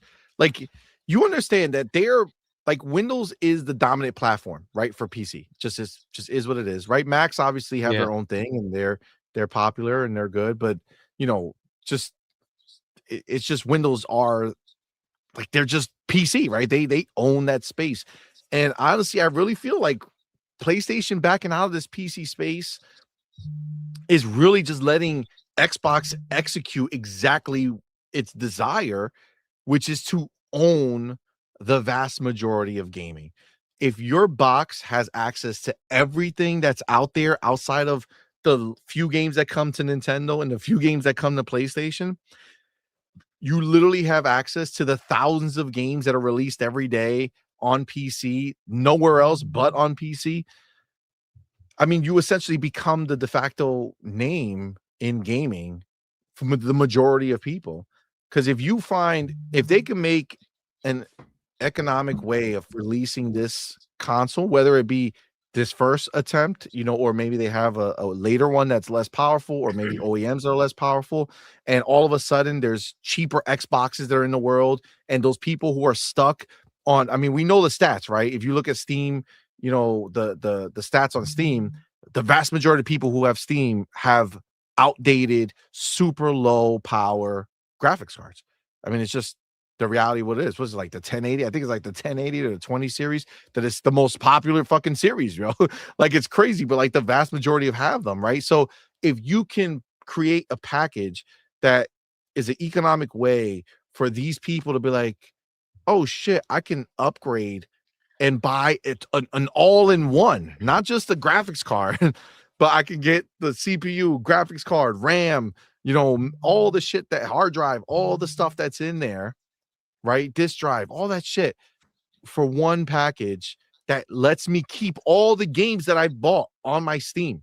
Like you talk about Phil saying that Xbox lost the worst console generation there was to lose with the last generation because that's when digital libraries grew.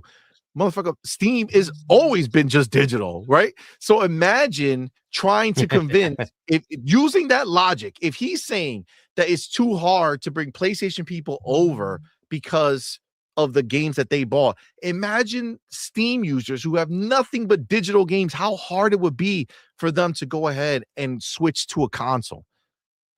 It'd be crazy. They would throw away all the games they had if they just switched to a console. This is that bridge. Excuse me. This is the bridge between, right? This gives them the ability to take those people and be like, oh shit, I could bring my games over there. We'll see how they message that, right? I don't know if it's going to make any dents. Maybe it will, right? It is very compelling for an average person buying a computer if it's got a good enough price to performance ratio, right? And it should. So we will see. We will see what they do with it, right? So let's get more information. But yeah. Well, next week we're gonna get a shit ton. That's the fucking truth. Shout out to the homie Ryu Art in the building. What's up, man? Thank you for being here. Thank you for that $2 super chat. It says Asha talking next console because you're gonna be the GDC CMoney. Yes, she is. She knew it. She was like, oh shit, he's coming. Let's go ahead and let's talk about it. All right. We know we're gonna talk about it now.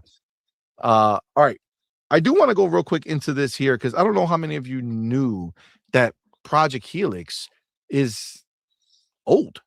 This was a previous plan that never took shape. So I want to talk a little bit about it because it does seem like it's now the fulfillment of an idea that they were working on.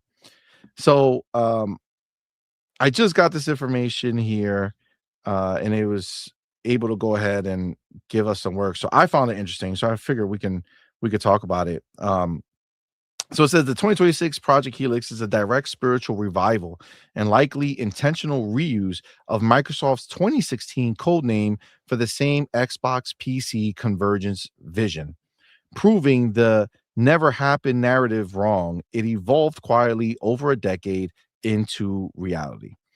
2016 Project Helix, the original blueprint, leaked by Kotaku in May 2016, Helix was Microsoft's internal strategy to fuse the Xbox One and the upcoming Scorpio with Windows 10 via the Universal Windows Platform, or UWP. A single runtime for universal apps to run natively across Xbox, PC, tablets, and HoloLens without porting. Crazy. HoloLens was a part of it. The core goals was day one Xbox exclusives on PC, Xbox UI on Windows PC, Scorpio dev kits mimicking Xbox One and PC hardware for seamless scaling. So 900p to 1080p on the one to 4K 60 on the Scorpio. And then game mode, the quote unquote game mode to prioritize UWP games.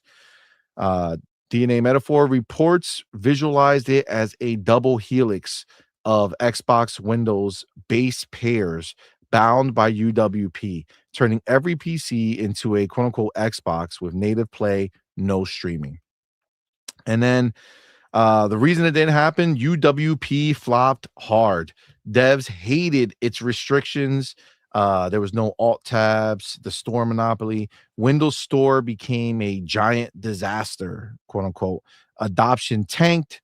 Microsoft pivoted. Xbox games still went PC day one via separate apps, but without the full UWP unity.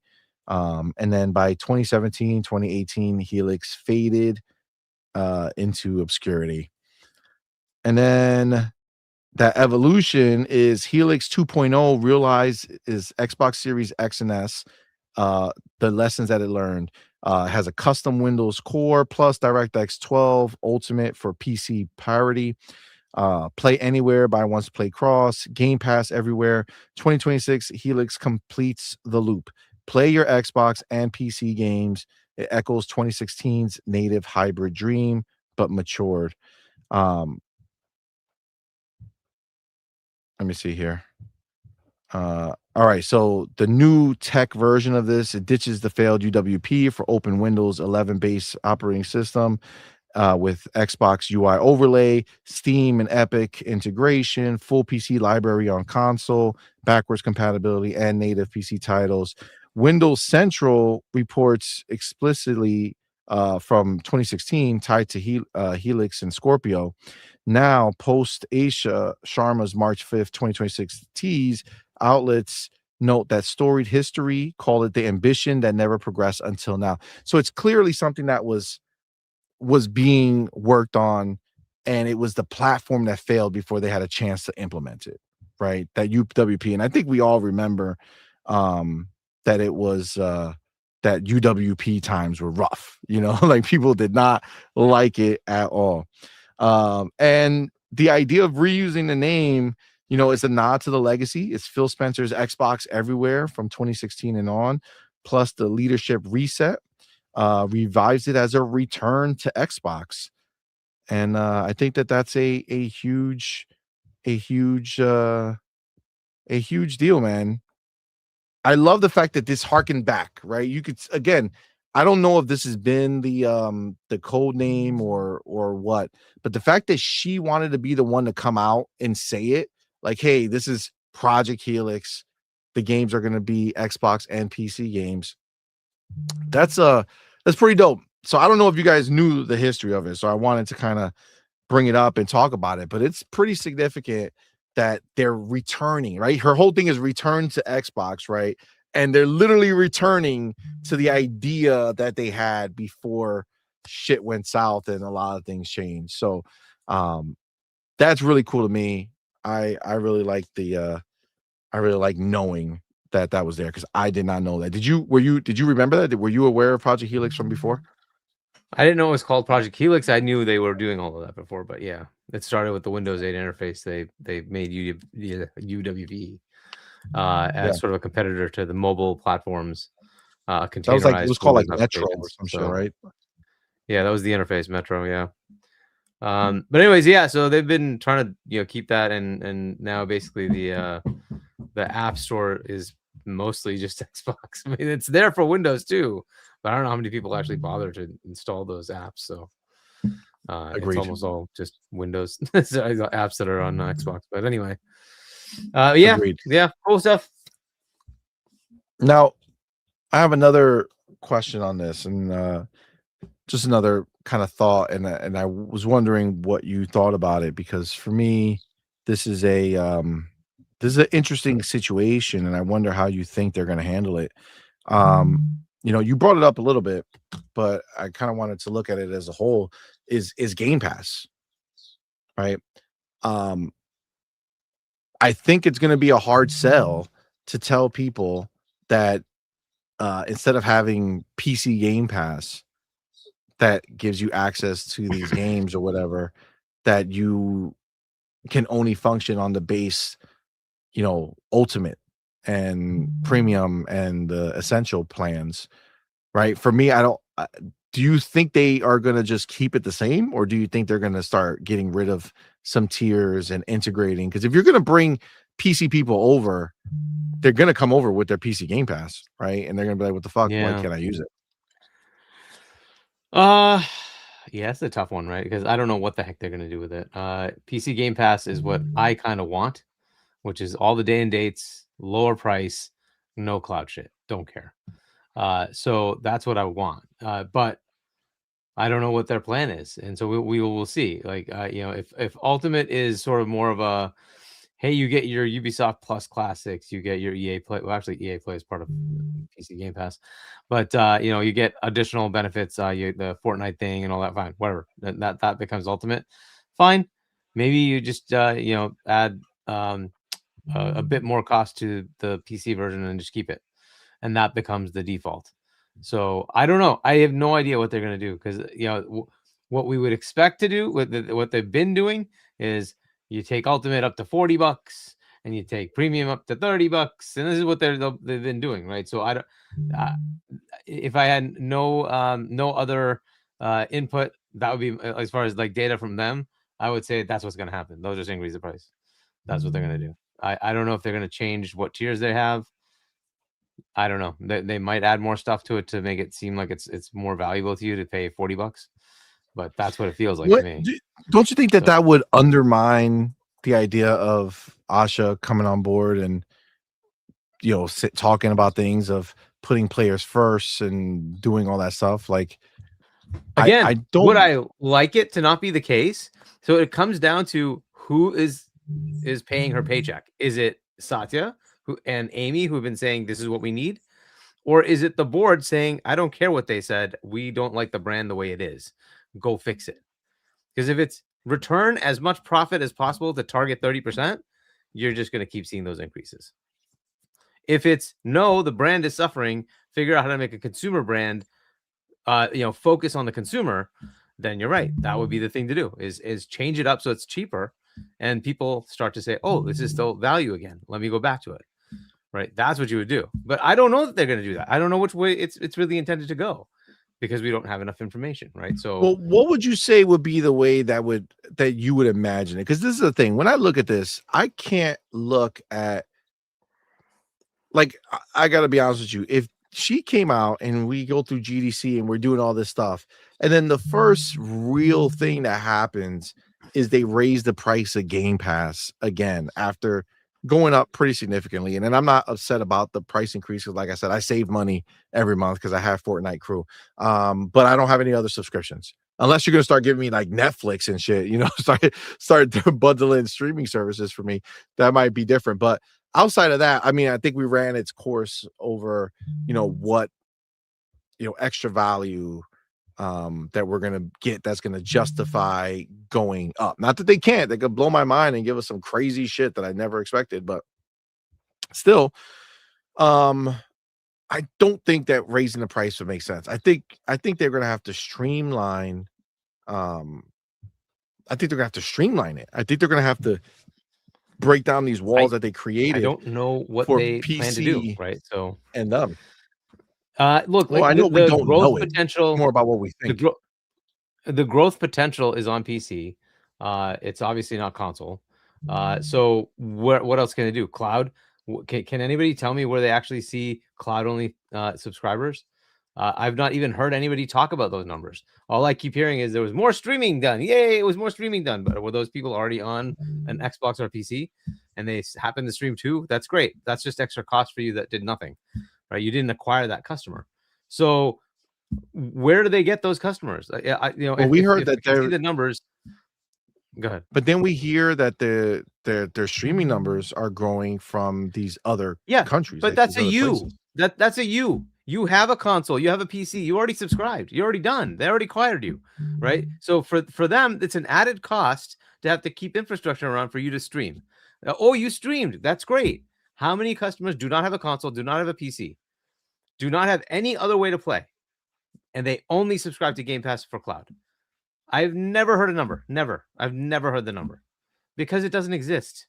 That's my problem. Until you can tell me that is a significant chunk, 10 million people subscribed just to play on cloud, no other access method, that's a gain, right? Now you're talking, you've gained and acquired customers. That's a growth vector. Until that happens, it's irrelevant. And that's where we are. I have never heard anybody tell me that. Everybody says it's convenience. I have it on my Xbox and I just decided to play in cloud. Okay, cool. But you have the Xbox. They've already acquired you as a customer. That's the problem there, right? And so if that's what they want to do with that, well, then I don't see the growth vector. What I do see is PC. That is a potential. But if they keep bumping that price up, like you said, it's going to push people away. So I don't know what the answer is. And so if Game Pass has to grow, they have to figure out how to make that work. And the answer is always going to be value over price increase and profit. So I don't know how they make that work. That's up to them, right? For me, looking at if you like make 5 and you make 1 billion in profit, I think that's fantastic, right? That's like a 20%, but apparently that's not enough. So if that's not enough, then well, I don't know what to tell you, right? So they need to kind of figure out what they want to do. From my perspective, they got to say this thing can't sustain at like 30%. Sorry, that's just not going to happen unless you somehow go to 200 million customers, which is not going to happen. So what do you want to have happen? If you want it to grow, cut that threshold down and let it grow. Make it cheaper and let people subscribe. They'll see the value, right? That's the potential. But I don't know where their head's at until we can get anything from her as a decision. We're not going to know, right? So I mean, I gotta be honest with you, I really don't think that we're gonna see anything move with any of the Game Pass stuff. yeah, most likely this year is locked. But yeah, the only question is whether or not they do something with PC Game Pass. But that if what you're saying and what we're kind of thinking is that there's not going to be an OEM this year, and in fact it'll be like next year that is the soonest that we're going to see the console, then it's really a bridge to cross when we get there, right? Like next year, right now, PC players are still just on PC. They're not playing on their box, they're playing on the handheld or whatever. But I think that's going to be I see Boss Bronze, he says there are tiers. Yeah, I know there's tiers. The problem is that at what point do you say if my Xbox is a PC, I'm going to drop Ultimate and I'm just going to subscribe to PC Game Pass on your Xbox? And for a lot of PC players, a lot of them will not subscribe all the time because they don't have to. And so when they see a game or two they want to play, they'll just subscribe for that month. Right. That's totally fair, by the way. That's the model if you're going to do this. Right. Whereas with the paywall, you kind of need to have it. Otherwise, you don't have access to play online. So a lot of people have a tier of Game Pass no matter what. Right. So they just keep getting that money. And it's like, well, okay, if I'm going to pay for the core and I want like the games, I'll just pay for Ultimate and I have everything. This is what ends up happening. Right. So and that may go away if you go on PC. Right. So again, we'll have to see what they do.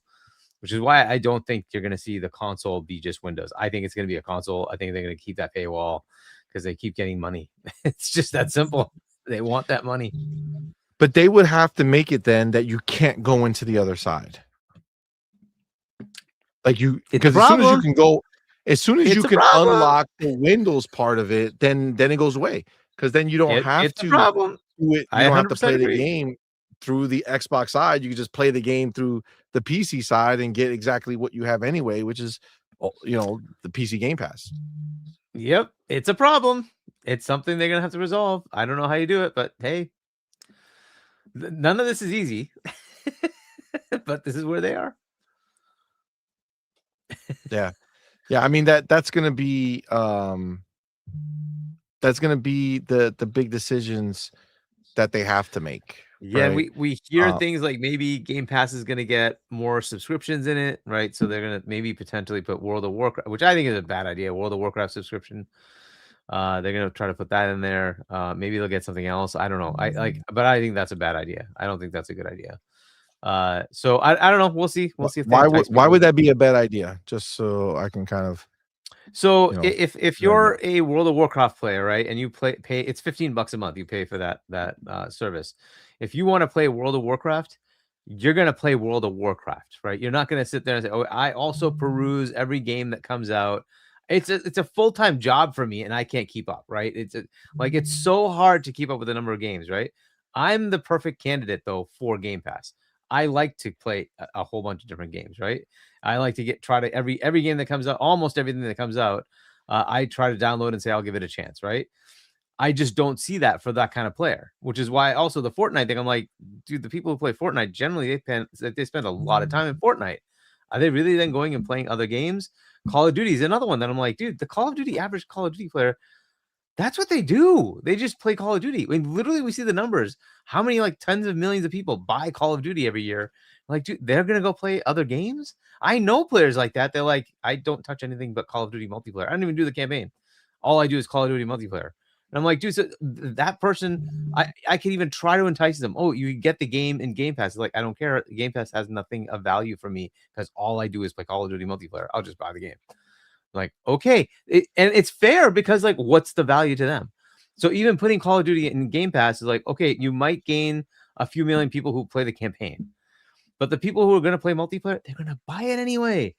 And so this has always been the thing with that. And it's like, so you have to have a cross section of Game Pass is an offering for a certain type of player. Is that player best served by putting this in there? I think putting in EA and Ubisoft is because they give you a plethora of games, right? They actually give you a bunch of games. That's cool, right? So the next like Avatar game or the next Assassin's Creed game or the next, what is it? The Star Wars things that that Vince was making, right? Or whatever, right? They just come into the service and you just get to play. That's perfect for Game Pass, right? If you're saying, no, I want to play, whatchamacallit, Roblox.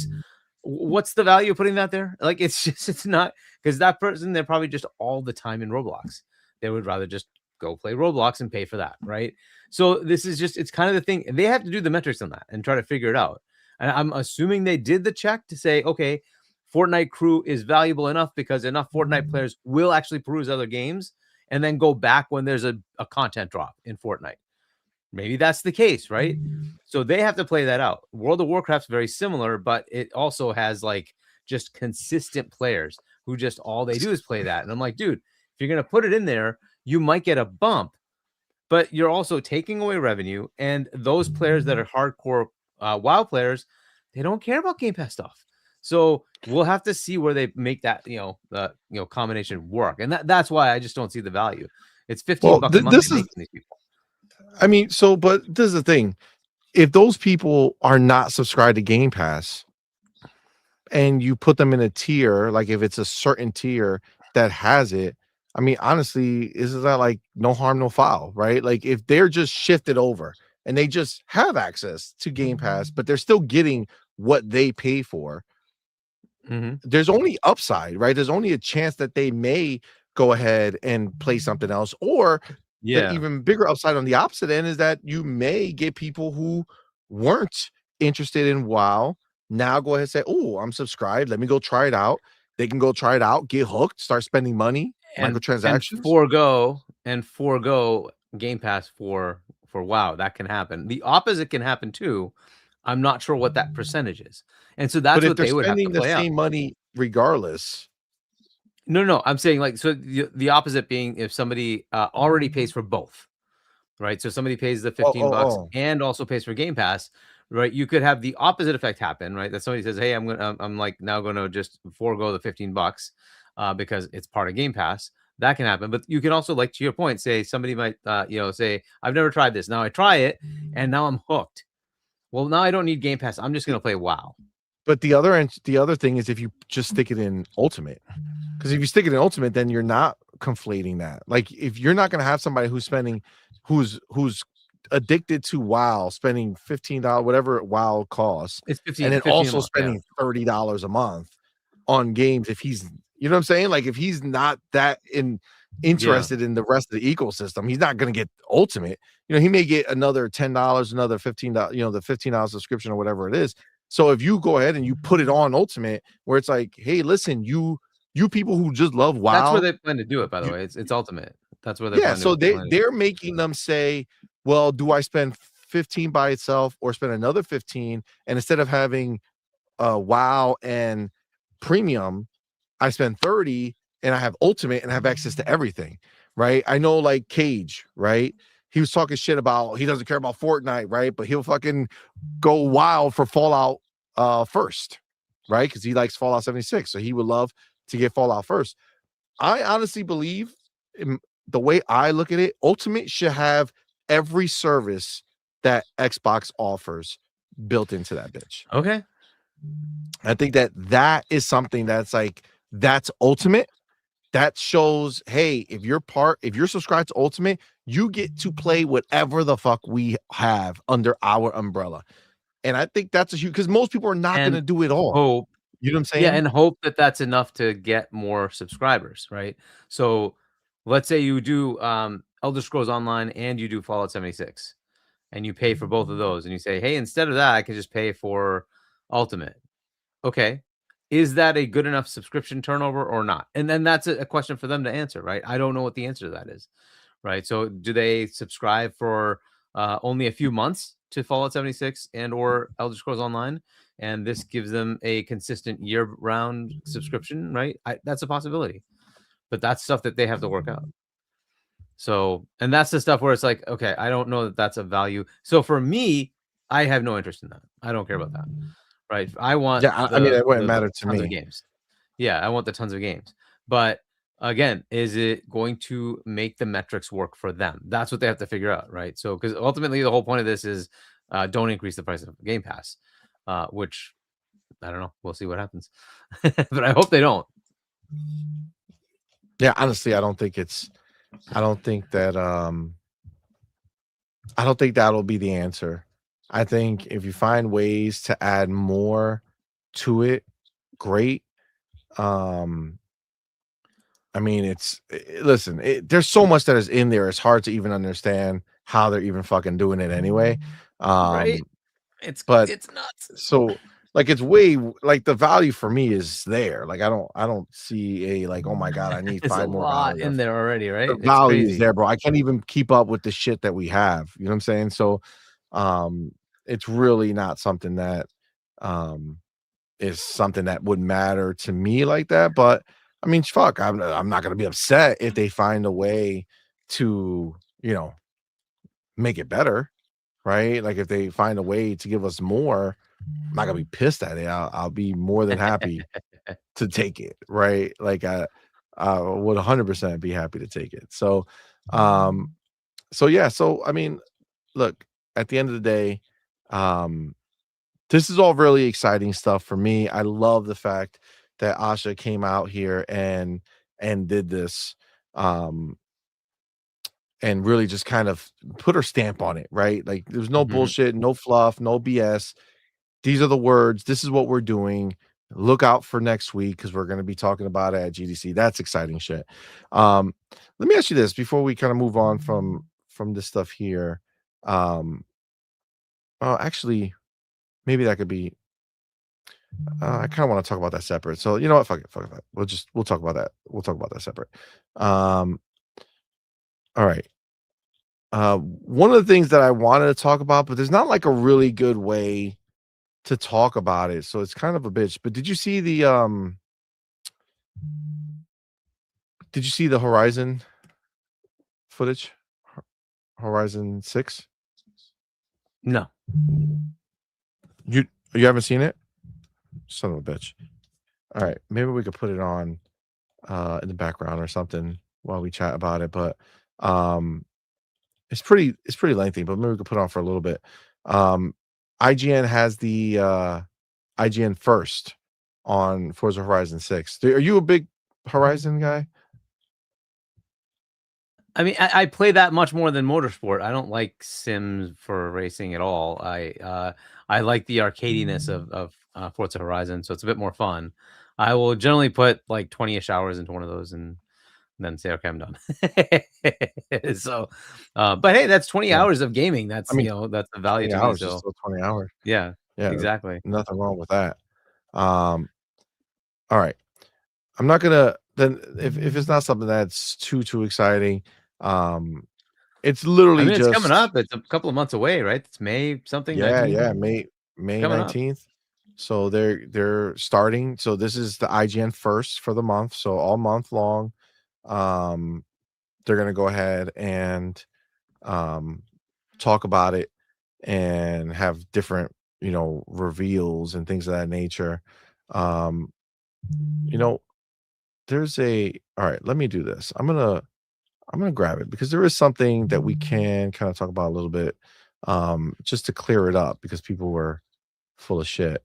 All right, so let me go ahead and put this here. All right, this share.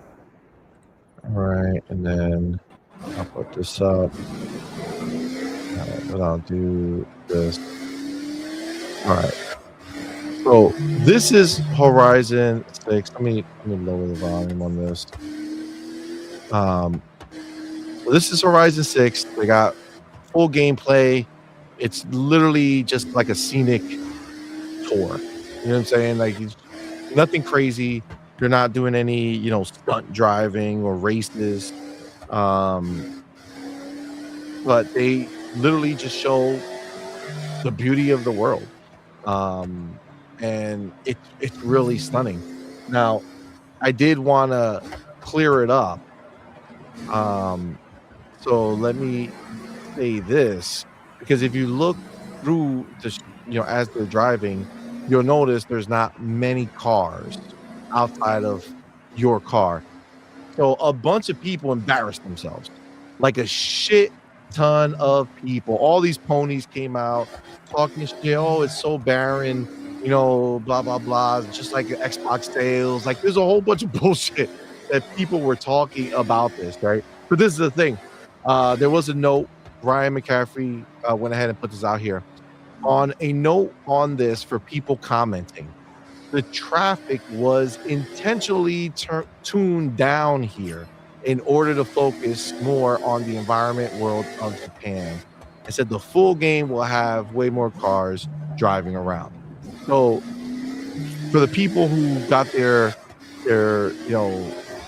excitement from watching this and talking crap about it, to be clear, the amount of cars you see on the screen is strictly because they have somebody who's sitting here trying to just drive, without crashing, and he's not going off road or doing anything like that.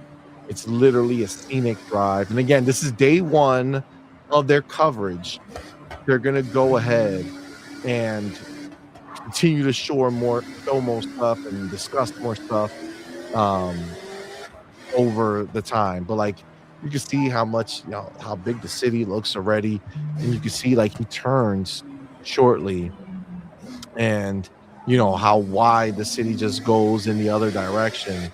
Like, it's a pretty big world that they have. And again, the cities, this looks like a legitimate city. Like, if you think about the other games that they've made, anytime you enter the city, it never really felt like a city, right? More felt like a little town or something. Like the British one, the one that was in the UK, that had more of the city stuff. But again, it was never like, look at how high this looks. This looks like a real, like a motorsport type track that you would race and see the bigger things around the sides, right? So for me, I feel like it's a stunning looking game, man. They completely nailed it. I can't wait to play it. But yes, all the people who were sitting there fucking crying and talking about the amount of cars on the track, you can stop. It's done. This is not was tuned down purposely so that you can go ahead and just see the drive, be in peace when you watch it, and there's no crazy shit going on. And they'll show more of that, in time, obviously. But obviously, this is the first time you saw it. For me, I saw it and I was already, blown away. It just looked really, really beautiful. Yeah. What are your kind of first thoughts on it? Yeah, I mean, it's definitely Forza Horizon. They make stunning games, right? The games have always been really good lookers, and it's the same kind of thing. You can just go wherever you want. So that's kind of the fun part, right? Go up that mountain. You know what I'm saying? Like, you're not. Yeah, just go, right? Stopping you. Yeah. So it looks like it'll be another fun, like, just car driving experience. Forget about like racing or anything. Just driving experience. So it's good stuff. You get to like see all these other areas, right, and see what it's like. You get to tool around in some fancy cars, right? So, but yeah, it looks pretty good. And this is like a 1080p, like restream. Yeah. This is not a sharp stream. Like, I've seen it 4K, on there, and even that's not going to do it justice. But it looks so sharp. It looks really, really stunning. Yeah. But what's exciting me when I watch this is just see how clean it looks, how good it looks, but just to think about everything else that you're going to be able to do in this world. I'm really excited for like the house again, and doing that. What is that place that you can just build it up, like a compound or whatever it's called? That's going to be really sick. Just a lot There's a lot to this. I love the fact that they're already showing it, right? We're in March, right? So you got a couple months before release, and they're doing a deep dive with the Yeah. IGN first. So I think it's a W. I love it, but I did want to.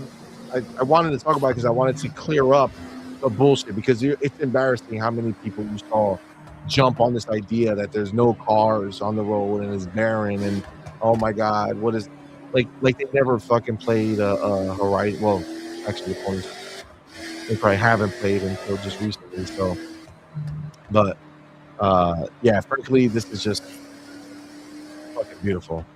Really, really excited for it. So I can't wait for this bad boy. All right, I'm gonna let that go for a second while I get my next thing here. All right. Come on. Here it is.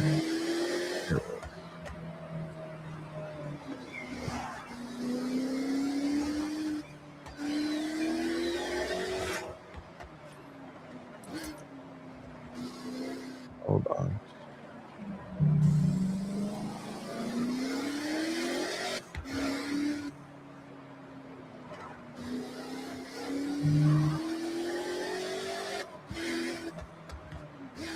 All right. Let me take my chapter. And then we'll talk about this here. All right.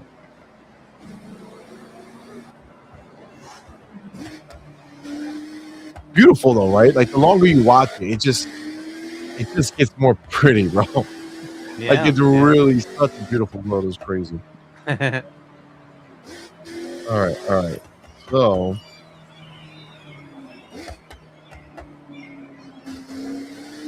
all right. Let me get out of this.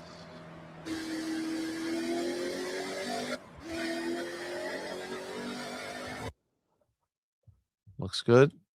Beautiful Frozen 2. All right. So I go here and share this. All right. 1640. All right. So I wanted to show this. We talked about it briefly, but I think seeing is believing. You know what I'm saying? Listen, it's a little wild to me that PlayStation went ahead and literally right after this whole conversation came out, that the PC Bloomberg reported that they're backing away from PC and all this shit. They literally came out with an advertisement for the PC being on there. And this is not the I thought this is the one that I was looking for. Here it is. This is the one. So this is PlayStation over in Asia, right? And I don't know. Like this report literally just came out, and PlayStation Asia puts out this tweet that says PC gaming elevated. The DualSense wireless controller is PC ready, easy setup, epic immersion, haptics feel every drop and blast, triggers real tension at your fingertips, and then check the store. And again, PC ready, simple setup, unmissable immersion. I just got to tell you, man, I don't think you back out of PC and keep fucking pushing PC. Like I don't care if it's hardware. I know they want to sell hardware. They're making fucking computer speakers, right? Like they're isn't there a monitor too that they're making? I think they're making a monitor and I think so. Yeah. Fillmore says the And 27-inch gaming monitor. Like they have a gaming monitor, they have the controller, they got the headsets. Like, bro, they're doing everything possible to make it so that you would play. Like, think about this. Think of how stupid this is, right? The ponies will tell you that PlayStation doesn't want to put out a game on PC because it would make people stay on PC and not buy a PlayStation. Saying it out loud, it blows my fucking mind.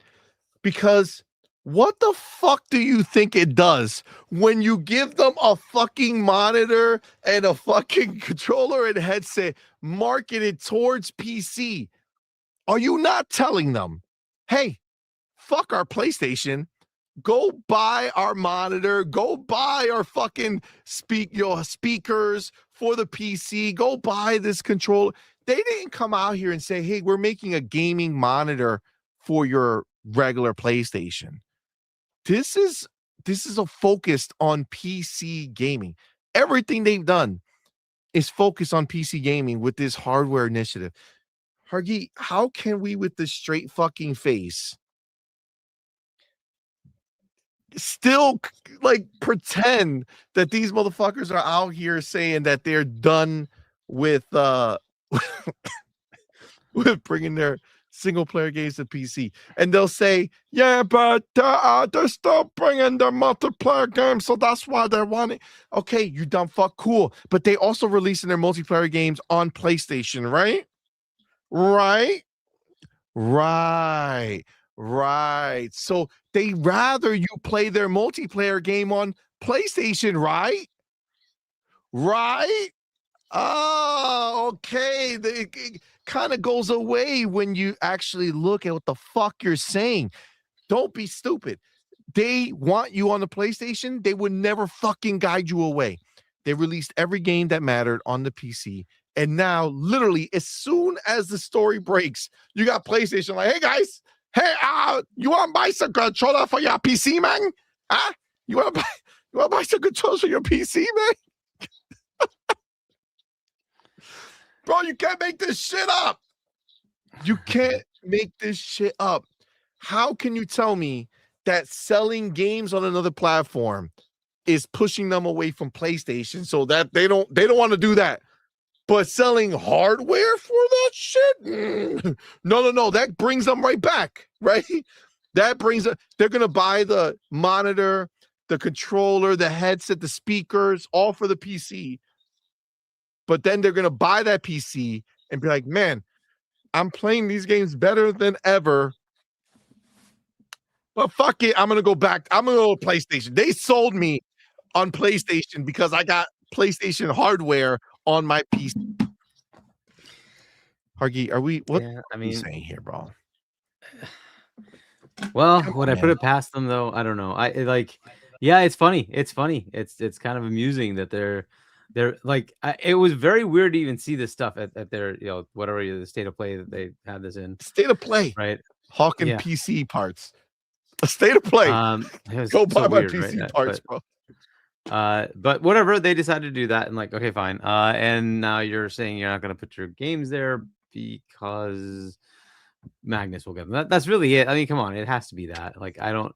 Why would you ever say no to money? It's not like they're coming in day and day, right? They're still doing the staggered release, so you're getting your PlayStation players to buy the game. I guess the only question would be if they're further looking at PS6 and saying people might not buy PS6 and that's important to them. Well, is it though? Like, wouldn't you just be better off just selling the game? But whatever. I guess if that's such a big deal, fair enough. But Hargi, how are they going to get them to buy a PlayStation 6 if they're pushing them to PC with their new hardware? Well, but I still think, and you've already said it, we've all said it. It basically it's too big a name. People are just going to buy it anyway. It doesn't even matter. They're going to buy the PlayStation 6 anyway. And like, unless it's ridiculously expensive, right? If it's, but they also are seeing that some people are not going to buy a PlayStation regardless, right? That's why they're hawking their hardware to try to get more money from those PC players. Because let's be clear, there's no fucking console player who wants to play on a 27-inch fucking TV monitor. Okay, that's not the way, bro. They 100% are going ahead and saying, hey, PC players, we got a monitor for you. Yeah. Okay. We got a monitor for you. And I don't know that they're going to convert players over. That's what they're thinking, that they're going to force people into buying the console. The problem is, it's just like, and you've already said this too, is like they just don't have enough games. I'm sorry. Like the majority of their games are already still coming to PC, right? Because it's just the multiplayer ones, right? The rest of the games are one game a year. Okay, this year they have two, Saros and Wolverine. Really? Like you think that that's gonna be enough to have people say, I'm gonna go ditch my PC for this? It's just, I don't know. I don't understand. The mentality just doesn't seem to work. Like they're still thinking in a world where somehow the exclusivity thing is so important to bring people to your platform that is going to override the billions of players that don't do that. Right? There are billions of players that are on mobile and Windows that are not interested in buying your console. They're just not. You've sold the same amount to the same people. That's just what you have, right? So, you know, do you get some new players? Sure. Do you then also get people who retire out? Yes. So is that really changing much? Like, do you expect somehow that PS5 is going to sell 600 million consoles? It's not going to happen. It's just not. You're getting to you're already seeing that it's you know, into the curve of going down now, right? It's not, they're not selling as many as they used to before because they're kind of peaking out, right? Maybe they get to 120, maybe they get to around a little bit more than that, but that's where it's going to peak out. Like, you're not going to expect this to sell, you know, 600 million, 500 million consoles. It's not going to happen. So you're foregoing the billions of players on PC because reasons. And so I don't know. This is just, you know, in this specific instance, I know what's happening here. There's left brain, right brain. There's one part of the company that's thinking one thing, another part of the company that's thinking something else, and neither one's talking to each other. And so, and to your point, it's not official. There's nothing from them saying any of this. This is just internal stuff being leaked, right? So it may be 100% true. It may be bullshit. It may be they're like, we thought about it. And that's it. It went nowhere, right? I don't know what the answer to that is. So, yeah, I don't know. I mean, the problem for me, and I mean, everything you said just makes sense, right? Like, this is what we've been talking about. But it's like, if you're a pony, right? Put yourself into the mind of a pony, and you say to yourself, I'm gonna defend the idea that this rumor is true because they don't want to devalue their console by putting games somewhere else on PC, right? There's your pony on the screen, right? Yes. They don't want to devalue it. But Hargy, and I want to know what you think. If you push players to stay on PC by giving them more hardware for their PCs, are you not doing the same thing? I mean, essentially, right? You're telling them, hey, I know you're not coming over here and you're not going to buy a lot of shit from me, but maybe you'll buy some fucking controllers and some speakers and a monitor. Yeah. Yeah, I mean, because you already have the controller if you have the PlayStation, right? You already have the DualSense controller. Exactly. You just have to They're pair it up whenever you want it. PC people, right? They're trying to say, look, it's about quick and easy. Look at how they're marketing it, right? PC ready, simple setup, unmissable immersion. Simple setup, like they put a cable in there for people who don't got Bluetooth, right? Or don't want any lag. And they're just going to go ahead and put that on. Fam, they're telling PC players, hey, you don't need to buy a PlayStation. Just buy our hardware to use with your PC. We'll give you a better monitor. We'll give you better speakers. We'll give you a better controller. Stay where you are. Use our hardware. My brain. I feel like I can't understand how stupid like the ponies can possibly be. This is real. This is not a rumor. This is not made up. What's real is they're making a PC monitor, PC speakers, and they're pushing their controllers on PC. That's real. Those are the facts. Yep. Rumor. Oh, I'm sorry. And the other fact, They released all of their single player games on PC already. Every single one that came out before this year is on PC. Yeah, so Yote hasn't come out yet, right? We have to wait for Yeah, that well, one. And, I mean, when I say this year, I mean like this calendar year, like from Demon like a Souls. year ago. Yeah, Demon Yeah, but Souls that's hasn't not come their out. game. I mean, technically, I guess it is because they bought them Yeah. after. I'm thinking about like their first party studios, right? Like the people who went ahead and made their games for them. All those games are over there, right? All the game that people would want, right? Astro. Yeah, nobody wants that, dog. They could. That's the one game. Oh my god. Oh my god. That's literally the one game that for sure nobody gives a shit about. And I know people love it or it made them so happy to play it. I could tell you that my children, the game that it was, the people that it was marketed to, I guess theoretically, right? The kids game, right? Theoretically. They didn't give a fuck about it. They played the first one when they were younger and they were into it. And they, like I said, we platinumed it because they played it for so long. It was only like 2 more trophies. I was like, fuck it. I never had a platinum before. Boom, let's get it. We got the platinum.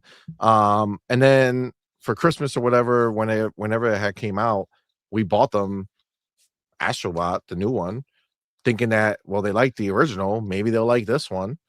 And they played it for like 3 seconds and never again did they fucking go and even look at it. But it was game of the year. To who? I don't know. That was ridiculous. It's just not true, right? It's just not true. It's they just don't want it. So again, realistically speaking, there's nothing else to port over here of any consequence except for what Ghost of Yote, which is again, listen, let's call spade a spade, man. Where's the hype for that game? That game's done and over with. It's gone. Nobody's thinking about that game anymore. It's over, right? The moment's passed. The hype is gone. Nobody's thinking about it. So they're out here and they're going ahead and they're still pushing PC so hard. Right? I just, for me, I can't wrap my head around it. Now, we talked about, you said Magnus, right, was a big reason why the idea of them backing out makes sense. But they do have a lot of their games on Steam. And I think the other part of the puzzle that we're missing is the Steam machine. Right? Their Steam is making their own console. It's a hybrid PC or whatever it is. But it's a Steam console running Steam OS, right? And that's also a thing because if they got all their games over there, Valve is going to compete with their box. Yeah. I'm just curious what Jeff called that one. Did he call that one a PC as well, or did he call that one? Oh no, he called it the fucking the next console from fucking Valve. I'm pretty sure. Could almost guarantee that that's the way he would have framed it. But I mean, it just looks like overall, I don't see it. Look, I know for myself, it doesn't make any sense financially for them. It just doesn't, my dude. Like, again, if you're a person who thinks that $10 is a lot of money, $1 means a lot to you, right? Like that's just the facts of what it is, right? If your entire value, if your entire worth as a company is still in the B for billions, in the low B for billions, like let's be clear, it's not 500 billion, it's not 800, it's not like, oh man, we're almost there. It's 127 to 130 billion dollars of value as a company. If you did 2.4 billion dollars in PC and Xbox sales, I just don't see it. I just don't see it. I don't see a way that they say, fuck it, I'm out. Considering that this is going to be its own place, because we talked a lot about it in general in the other topic, but in this topic by itself, because it's kind of its own thing. I mean, after seeing this, like taking everything now as a whole, right? seeing that not only does it not make sense financially, okay, for them to just walk away from it, but seeing that they're literally pushing it in here, but also, like you said, it was on their state of play that they were pushing a monitor. It's on the state of play that they were pushing speakers, right, for PCs. So taking that all into consideration, I mean, do you really think that that's a thing that's happening over there? Like, do you think they're legitimately gonna walk away when they're pushing PC on hardware front so hard anyway? I mean, it's Jason who reported this, and he's generally really spot on. So I don't. If they're thinking it, they're thinking it. The question is, are they going to pull the trigger? I don't know. I don't know what the answer to that is. And they've done incredibly weird things before too. So am I gonna like second guess them on doing something dumb like that? Yeah, they can. They would. I wonder what Hiroki thinks about that, right? When it's like, hey, I want you to increase profits. Did they go over the threshold they were required to do? Right? They got to 11%. Was that enough? Is that kind of like what their threshold was? Like, hey, we're at that now. Now I can go back to being a console warrior. Maybe that's the case. I don't know. I have no idea, right? So it really just comes down to what their targets are. I would expect Hiroki to say, why aren't we at 20%? Why aren't we at 15%? If we're the industry leader, why is that not the thing we're doing, right? I just want to know what business doesn't do that. What business doesn't push for more? What business doesn't try to get more? They're a not-for-profit, right? They might not do that. There are some idealists out there, right? There are some non-idealistic, there are some idealists out there who just like, I don't care about the profits as much as I care about the core business values and things like that. That's fair. That's fine. But a big mega corporation like that, it's very hard to understand because ultimately they literally have a fiduciary responsibility to make as much return as they can for their shareholders. That's their entire purpose. So I don't know, but I can't put it past them because I've seen them do dumb shit before. So I don't know. Like ultimately they have to figure out how they can square that with their shareholders. You can already see like the path is already there, right? You're seeing the advertising for that. They already had a vision and it was going through. And maybe this is just a continuation of the Jim Ryan vision and it continues on. And Nishino hasn't had a chance to say, no, we're not going to do that anymore. And maybe they are starting that journey and eventually all this stuff will fall off. That's a possibility, right? But I'm like, wouldn't you stop that earlier? You just built hardware specifically for PC.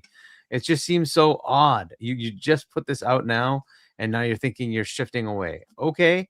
And again, you could have the argument, hey, it's for the multiplayer games that are there. But are the multiplayer games really pushing the haptics? Are the multiplayer games really pushing all that, whatever capabilities they have in these games that they're trying to tout? I would think that's going to be in your single player games. I think that's where you're going to focus it. But fair enough. I don't know. Like, so that's just an interesting question that they have to answer. Like, why would somebody buy that controller and play it on PC if you're not going to give them the experiences that will use it? What's the value? Don't you want the whole point? Don't you want them to play your games on the PC? You know what I'm saying? Right. Like if they're there. Yeah. So I don't understand what the like. There has to be some sense for the person who's buying it to buy it, right? So what's your sales pitch? That you can buy it and not use that feature? Okay, then why am I using your controller? Why don't I just buy somebody else's? There are so many good controllers on PC. So why buy yours? Like I don't know. I just don't get what their market is here, what they're trying to do. It's just weird to me. I thought it was weird to even come up with those things, put it on PC. But hey, if somebody wants to buy them, great, right? But you kind of have to provide them with something to go along with it. That's generally how this stuff works. But okay, right? If you're maybe partnering with somebody else that's going to take advantage of it, fine. Show me, right? So I don't know how many people have taken advantage of those features. It's generally pretty rare, right? But I think I've heard of a few games here and there, third party, that have actually taken advantage of it. But I don't know. I don't think there's a lot of people who do take advantage of it, and I just think that honestly, if especially on a place like PC, right? Like exactly. Don't get me wrong, there's certain games like, you know, Xbox developers on PC. I have seen them implement like the PlayStation, you know, controllers. If you have one, you put it in, it'll register and do the things. But you know, it just doesn't make sense that if you have, like, obviously they have games there. They have their games on PC already. Like, who are you fooling? You know what I'm saying? Like, who are you? Like, what are you doing by saying that I'm gonna go ahead and just I'm gonna release those games and I'm gonna walk away from it. I'm gonna leave all the money, but I'm gonna continue to do hardware. It the math don't math. You know what I'm saying? Like, it doesn't make sense. Like, logically, in my mind, I can't wrap my head around the idea that they would put so much energy and effort into hardware for PC when they're not planning to support PC.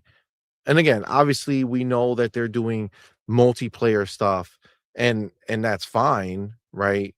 But like, it just seems so odd to step away from it. But maybe it's just because they're not going to be making many first party games like this. Let's call a spade a spade. What first party games? What single player games do they have outside of this year? Right, Saros and Wolverine. Intergalactic.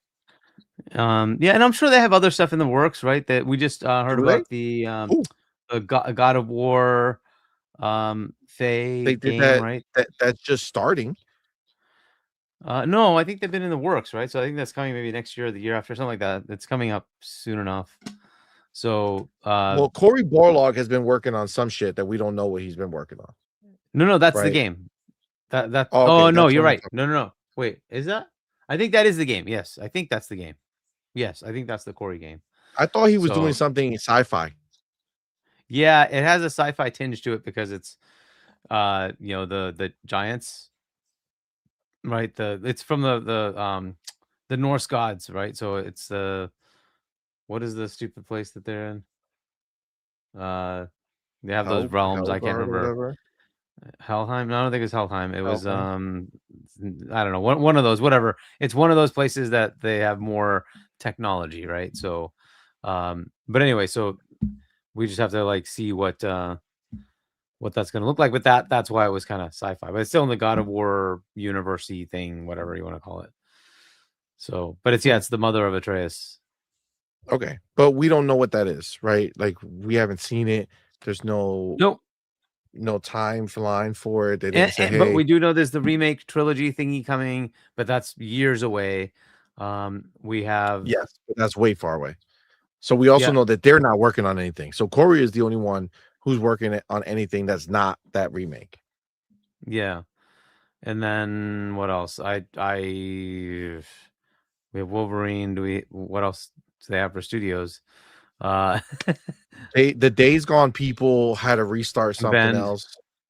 Yeah, I don't know what's gonna happen with Bend. They're doing whatever. I expect Fair Games to die. Fair Games is dead, but that's not single player anyway. And supposedly Bend is not working on a single player game. Supposedly, yeah. So that will be going everywhere. They got to greenlit on another one.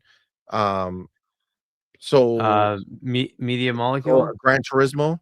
I don't think they're going to come out with another Gran Turismo this generation. I don't think GT. I don't know when they come up with that. Yeah, that's another one. I don't know when they're going to have that. Next gen.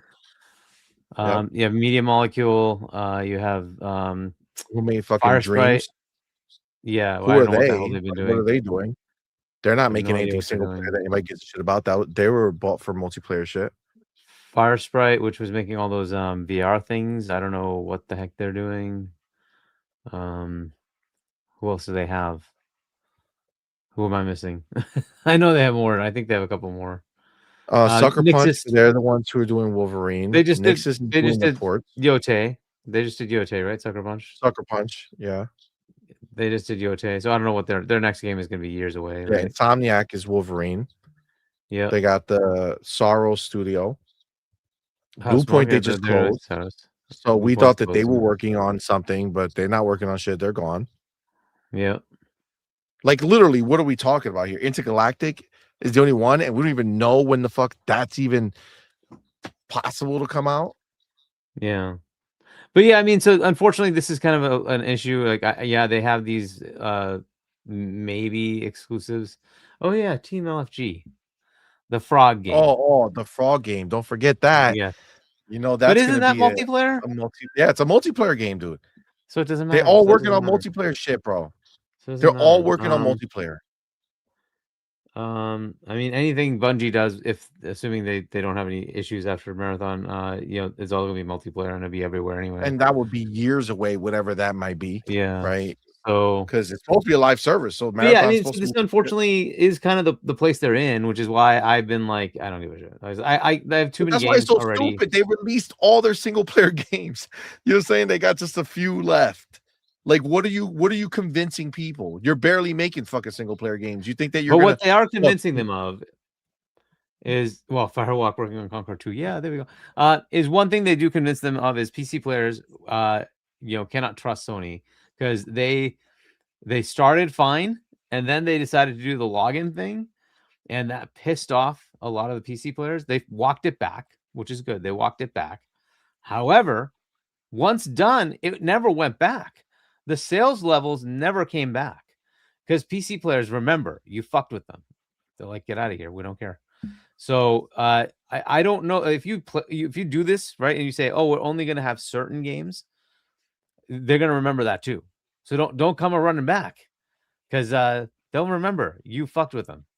So good luck with that. Like, and you know, you say, oh, you know what, we thought instead of it being a year, it'll be 5 years. Okay, you better make that clear and say that's what you're doing instead of we're not doing this anymore because people will remember. So I don't know. You generally don't fuck with PC players because they'll remember the shit you did and they will just not buy your game. So good luck with this. They've already fucked themselves over.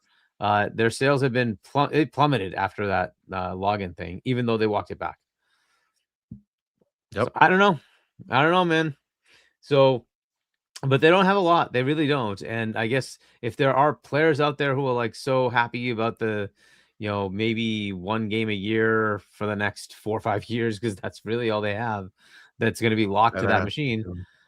Okay. It doesn't do much for me. I just don't care anymore. Because like I like what I used to do with PlayStation is I would wait until near the end of the generation and say, okay, you have like 8 games that I want to play. Cool. I'll buy your box at a discount.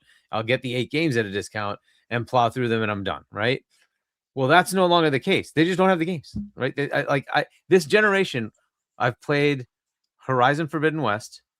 I didn't bother with Spider-Man 2 or with Ragnarok, you know, God of War 2, whatever. What else have they had?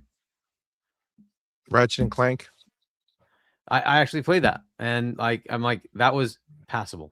Like it was okay. I like it. It was not a reason to buy a PlayStation. It just wasn't. No. Nope. You know, so I didn't play Demon's Souls because I don't care about that. So what else do they have? Miles was a PS4 game, but I have that on PC anyway. And then they had what Ghost of Tsushima, right? Because Ghost of Tsushima again was PS4 game, which I have on PC. So, like, so what have they put out for me? Like this generation has been a bust. It just has, right? So, Forbidden West, I thought was decent enough. Would I buy a PlayStation? I would not recommend buying a PlayStation for it. I just say that. No. It was not that good. I did not play Ragnarok, so I can't tell. I hear it is actually pretty good, but that you have to play for like 10 hours before it gets good. And I'm like, 10 hours, dude, I could finish another game. Why would it like stop? Like just make the game fun the whole way. What are you doing? I don't know. So this is kind of where it is, right? And all the other games they have are like PC day and dates, right? They all these lockdowns that they're doing, they're PC day and dates. So it's like, well, it's not really exclusive. I'll just buy it on my PC, which is what I've been doing. Stupid conversation, like, what's the point, right? It's a stupid point. The night 85% of everything PlayStation releases is gonna be on PC. I just don't see it. So you think that people are gonna cry over 1 or 2 fucking games? Oh, I gotta go get a PlayStation now. That's it. To be very honest, I never thought about getting one before, but now I'm gonna get one.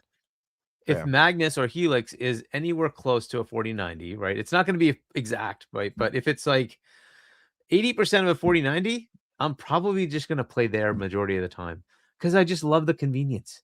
I love the easy, like turn it on with the controller. My quick resume is back. I miss that feature so much when I'm on PC that I can just swap back to the game. It's right where it is. I love that feature. My quick resume is back, right? My like the simplicity of the console experience is just there. So and if the numbers are in that range, because it looks like it's about the 55-ish, T-flops range, 55, 60 T-flops, right? And yes, the 4090 is 83 or something like that. But we're talking close to goddamn enough, right? We're talking like 40 or 80 level. Like, okay, that is more than enough power. It's going to play most of my games the right way. They have a built-in NPU specifically for that, dedicated needs. And then they have extra hardware just to handle path tracing and ray tracing. So like, dude, this is going to probably do everything I want to do. It's good enough. Like I can just play my games there. You're giving me Steam. So all these PlayStation games that come up, exception of one a year, I'm just gonna be able to play them on my freaking Magnus anyway. Again, they just don't have enough of a compelling reason. So and this is where the decision just doesn't make sense to me, right? You think I'm gonna go buy a PlayStation for like the 2 games that might be of interest? So Horizon and Wolverine might be of interest to me. It's like I don't care enough. I'm sorry, I'm not gonna buy a $600-$700 box to play those 2 games. It's not even. It's like. No. So at this point, I already have Horizon. So it would be Wolverine. Intergalactic, I was willing to give it a chance, but not for that much money. If you're not putting it on PC, I'm out. I don't care. And heck, your own gamers gave it like a double thumbs down for every thumbs up. So like, what do you want me to tell you? Good luck. So I don't know, man. I don't understand the thought process there. I say take as much money out of the players as you can. You've already sold 90 plus million consoles. I think when you put out a PS6, you're going to sell a bunch anyways, just because everybody knows the name. That's it. They're just going to use that and then buy it anyway. So you're going to get your same target audience range, 100-ish million. They're going to buy that box anyway. So that's what I think anyway. But what do I know? I don't know what they're seeing in metrics. They must see something that's spooking them. But I mean, it would be one thing if they're releasing 3 games a year. And you don't, like that just adds up over time. You're like, holy crap, I don't have all these. Okay, that might add up, right? But they just don't. Like everything else comes. Like Black Myth Wukong, they locked down. It was on PC day and date, right? Stellar Blade, it's out on PC. Like, and they're thinking of putting it on Xbox, right? Most of the games they have locked down today, it's PC day and date. I think Tokon, which is their game, I think that's coming PC day and date. PC day and date, yeah. It's like, dude, like what? Why do I care? Like, ultimately, I'll just get it on PC. Like, I don't. It's like, what's the point? But the whole point of it though is that's the way this shit should be. The shit should be is I just want to fucking play the game where I want to play it if I want to play it. Like what you're doing is making it more difficult for me to enjoy the game, right? Or even play it, right? Like you're saying you would be open to playing Intergalactic, but you're not gonna buy a PlayStation for that shit. So guess what? They just lost a sale from you because they want to go ahead and say I'm not going to put it on PC. Cool. Wolverine, same shit. You're saying, man, I will go buy Wolverine. I'm not going to fucking buy a PlayStation for it. Another game sold, lost. Right? Like that's the reality what this shit is and why it's so stupid for PlayStation to not take part in it. And I don't give a fuck because again, they don't make my type of games anyway. They didn't before, and then all of a sudden they started making it with The Last of Us and shit like that. Like Last of Us was really my banger that I liked and Uncharted. So Naughty Dog was really my thing. And then now they're doing this other shit, which, I don't know. Maybe it'll be good. Maybe it won't. I don't know. I don't know shit about it. What I will say is that I do feel like I was done with the it's different if shit was genuine, you know what I'm saying? But like I know the agenda and that's what annoys me. You know what I'm saying? Like the character they put in there wasn't because they thought that she would be a badass character. They did it because they said, you know what? Let's put it in to check the box, right? That we're doing this. And I don't like that. I like dope shit. Yeah. I like stuff that's going to be cool. Tomb Raider's fire. There's mad dope female protagonists, but I don't like when people do things to check the box. Like just make the real game and call it a day. But so the other part of this is and we shouldn't advocate for it, but there is this thing called emulation, and at some point somebody's going to allow that to work for PlayStation because you can already do it today for some of the PlayStation consoles. So that the PS5 library will very likely work on Magnus anyway. That So would be real wild, yeah, actually. That would be real wild. not officially, but you know, but unofficially, yes. Goddamn, that's crazy. That's crazy. Look, I mean, it's wild because at the end of the day, you know, it's just such a short-sighted vision for Sony to take if this is really something they're looking to do. But realistically, I don't see it. Look at how much they're pushing What does hardware all the time. Nixus do? Nixus is supposed to help with PC ports, but they're still Yeah, no, open. but that's they what I'm closed asking. Bluepoint. Right? See, So this is the are they thing. going to shut them down? So check it out. Bluepoint ran out of games to remake that PlayStation saw value in. Okay. They tried offering to make some remakes for some other games, and they said, "Now we're good, fam. You're done." And they cut them because now they're done with remakes. But they still have Nixus, who's there to port games to PC. And frankly, if they don't close them, what are we doing here?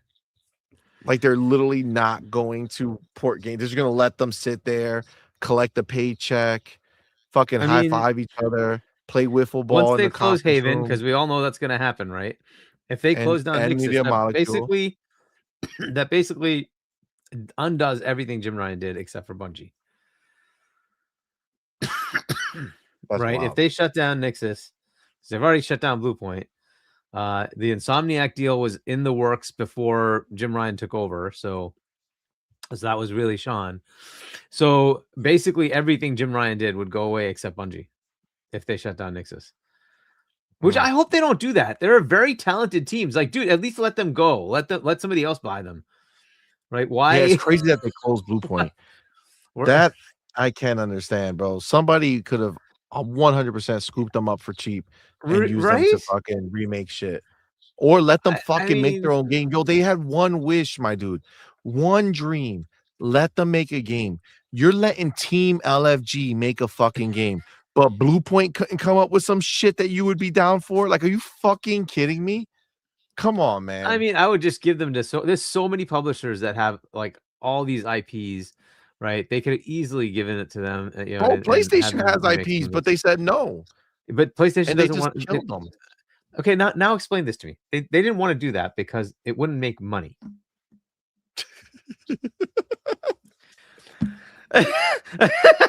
but now they want to not make money by playing their games on PC. So, the PC sales alone would cover whatever the fuck Bluepoint would have made or lost on that fucking job. When do they ever make sense? When do they ever make sense, dude? I don't get it, bro. I just don't get it. They'll spend $500 million on Concord and flush it down the toilet. Like, oh my god, dude. It's so wild. It's so wild. That's so fucking crazy, bro. That's so crazy. See how you can't think about this logically for too long because it melts your fucking brain? Like, how does it doesn't make any sense. I wish there was like a normal. It just doesn't like add up. Right? There's no. I would understand a normal pony that we can talk to. You know, like have them come on the show, just a normal pony, and just have them break it down to us. And like, I just don't get it because I don't think they would have the answer unless they can talk to somebody internally and ask them why. You just shut down studios. You're planning to shut down more because we all hear the rumors. They're planning to shut down more, at least multiple more. So if that's happening, why are you doing that? Because you want to save money because you want to be more profitable. But then you're saying you want to take away free revenue from games that you're putting on PCs. Literally free revenue. Like, can you imagine if that was the choice? Can you imagine that was the choice? Saying that PC revenue or Bluepoint? Fuck it, kill Bluepoint so we could. God damn. That's those fucking stupid.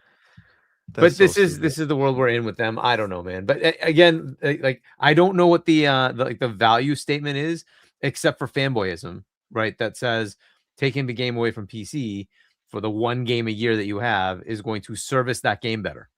I don't know that that's true.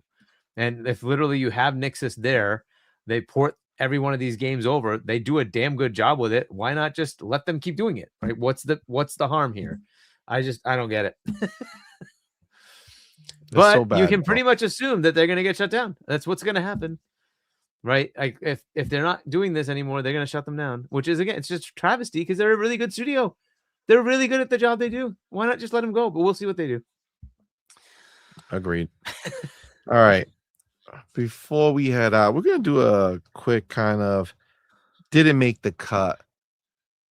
There's quite a few things that are just random pieces of information that came out, and thought maybe we can kind of run through some of it. So this is didn't make the cut. Number one, Resident Evil Requiem has officially sold 5 million copies in just 5 days. Pretty good. Not bad for a horror game, for a spooky game. That so many people in the chat are like, "Oh no, I can't play the spooky." Right? I know you in there. Where's Mac? Mac 22. He's scared of Resident Evil. It's okay. It's okay, dog. 5 million in 5 days.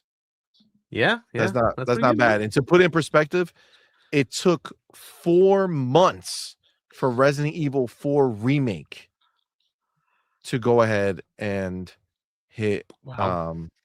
to hit that number. And on Xbox, it is the number 1 selling game on the store. It's top selling game. Cool. So, do we have any numbers yet for Marathon as far as sales? We don't, right? We don't have sales. What we do have is on Just Steam, they were at 88,337, which is a nice start. They're now down to 84,000, so it's kind of coming down a little bit. It's getting late. Hey, that's pretty good. It's pretty much keeping its It's just about keeping it. It's just about keeping it. If they can keep that, if this is their normal, if they drop down to like 50 something thousand, and that's their normal daily, yeah, that's not bad. Even 30 something thousand, I think would be enough to justify keeping it rocking. So they have some room. They have some room to lose people and not go. But like for comparison's sake, Slay the Spire Part 2 came out today. And at the same time, literally the same time, both games dropped. And this Marathon's high is 88,000, and that's a multiplayer game. Slay the Spire was at 100. Wait, I'm sorry. Right now, live, right now, they are at their highest peak of 257,570 people. Jeez. Perspective. 200, literally their all-time peak. The game dropped today, 1:00, same time. Wow. As Marathon. And they are, if you look at the chart, is literally nothing but a uphill climb. It's just it went up, stayed straight a little bit, and went up. Okay, all today. Whereas Marathon already had drops, meaning on its way up, it would drop back down a little bit, go up. So it went up to the highest point, 88,000 and change, but it's currently at 84, which means it's going down. People are stopping to play and no one's coming back in, right? So that's crazy. That Slay the Spire 2 is slapping that shit up. It has 2,000 reviews already at a 91.47% rating. Nice. How's Requiem doing? How's what? Requiem or Resident Evil? Resident Evil. Let's see. Resident Requiem. Well, the peak was 344,000. In the last 24 hours, it had 138,000. That was the peak for today. And it's sitting right now at 106,819. Okay. So see, when you put it in perspective, and that's just sitting at 94.78% with 96,000 reviews. That's crazy. So, but this puts it in perspective, right? Because before, when you were just thinking about Marathon, you're like, okay, this is pretty good numbers. But what's the difference between all this? That's a multiplayer game. These are both single player games. Single player game peaked 344,000, 257,000 for Slay the Spire, an indie game. Okay, indie game, Slay the Spire. Marathon, 88,000 max, sitting at 84,000 right now. It's not great when you think about, you know, the comparison. Because again, this is multiplayer, right? So you want this, Yeah. you know, you want this game to be crazy high. If you But think look, about I mean, something if like they can sustain anything in that range, Arc yeah. Raiders peaked at 481,000. There was Okay. 192,000 peak just today, and right now 163,000 people are playing. So it's double, right? Yeah. It's double almost. Yeah, I mean, look, if it sustains it enough that it's okay, then that's fine, right? We will see where that goes. But as far as like the studio content and all that stuff, that's just kind of where they are. We'll see if this is good enough. Bungie can hopefully stick around, right? So that's Agreed.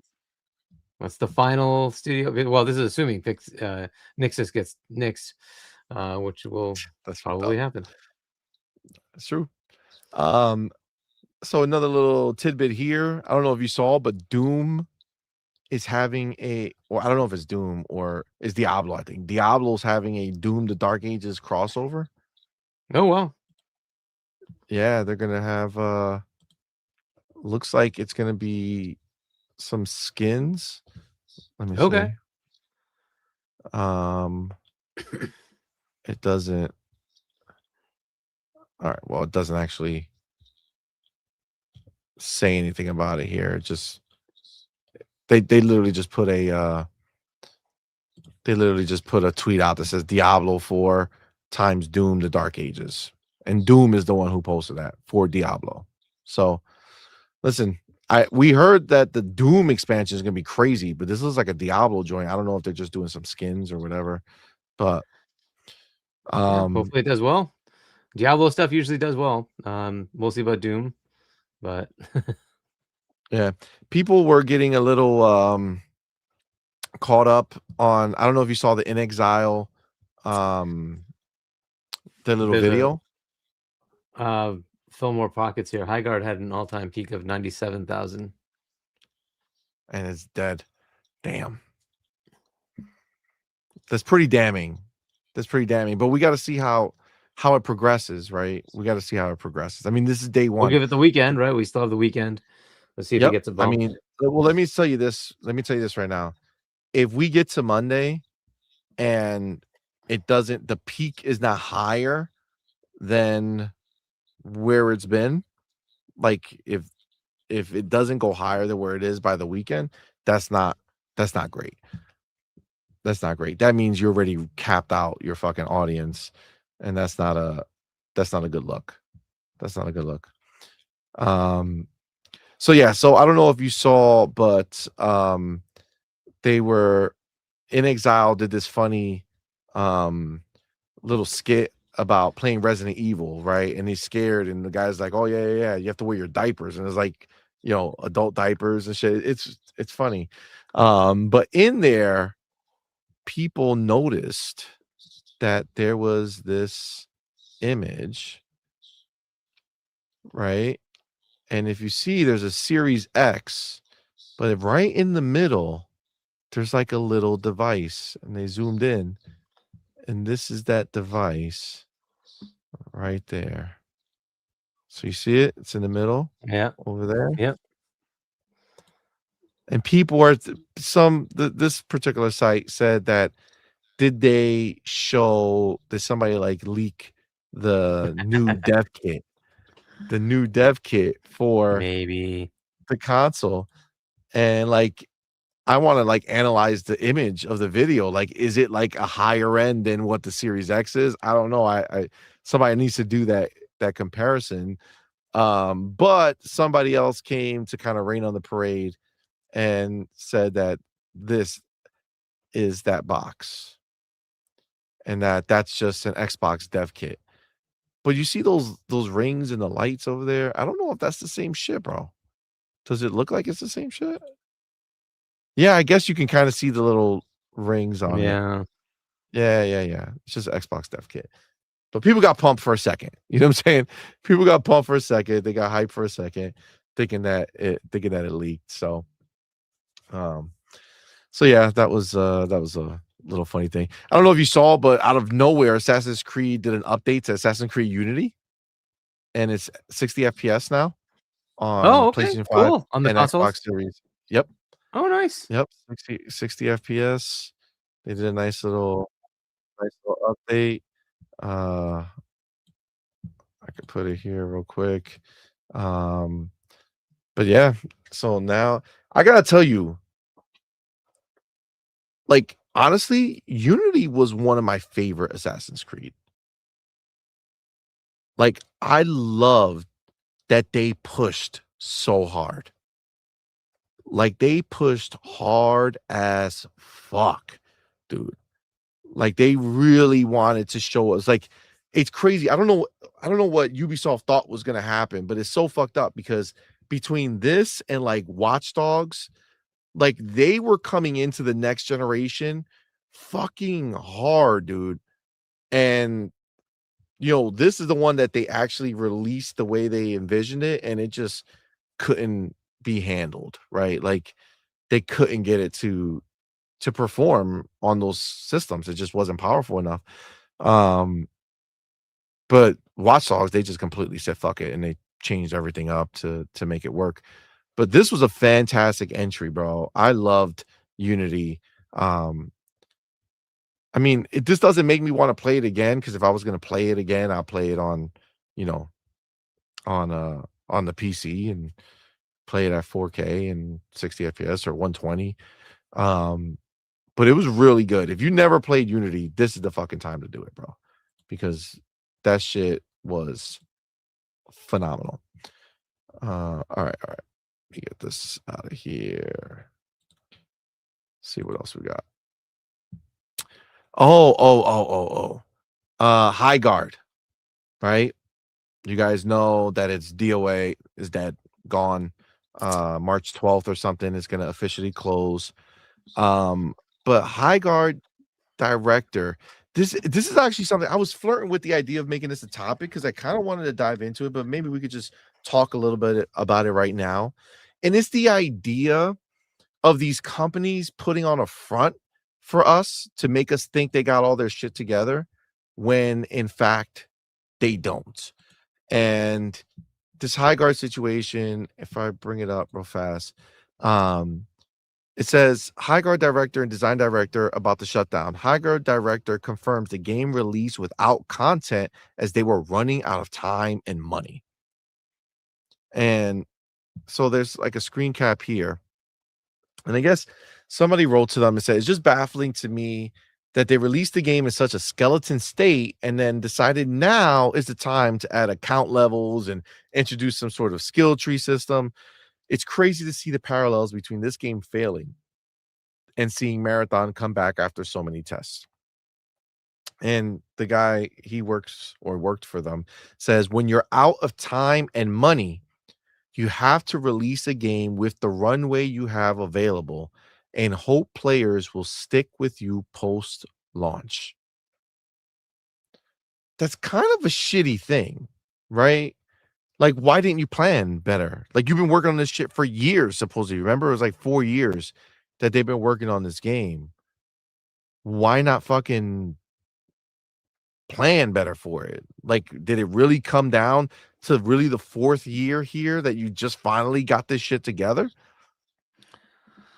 I mean, there's a whole program called Early Access, and that's entirely the purpose of it, is you get a little incremental money now, and you work with your customer base and say, hey, here's our roadmap. Let's prioritize the stuff you want, and we'll throw it in. And then you just keep growing and growing, right? Because if people know that, oh, that's coming, cool.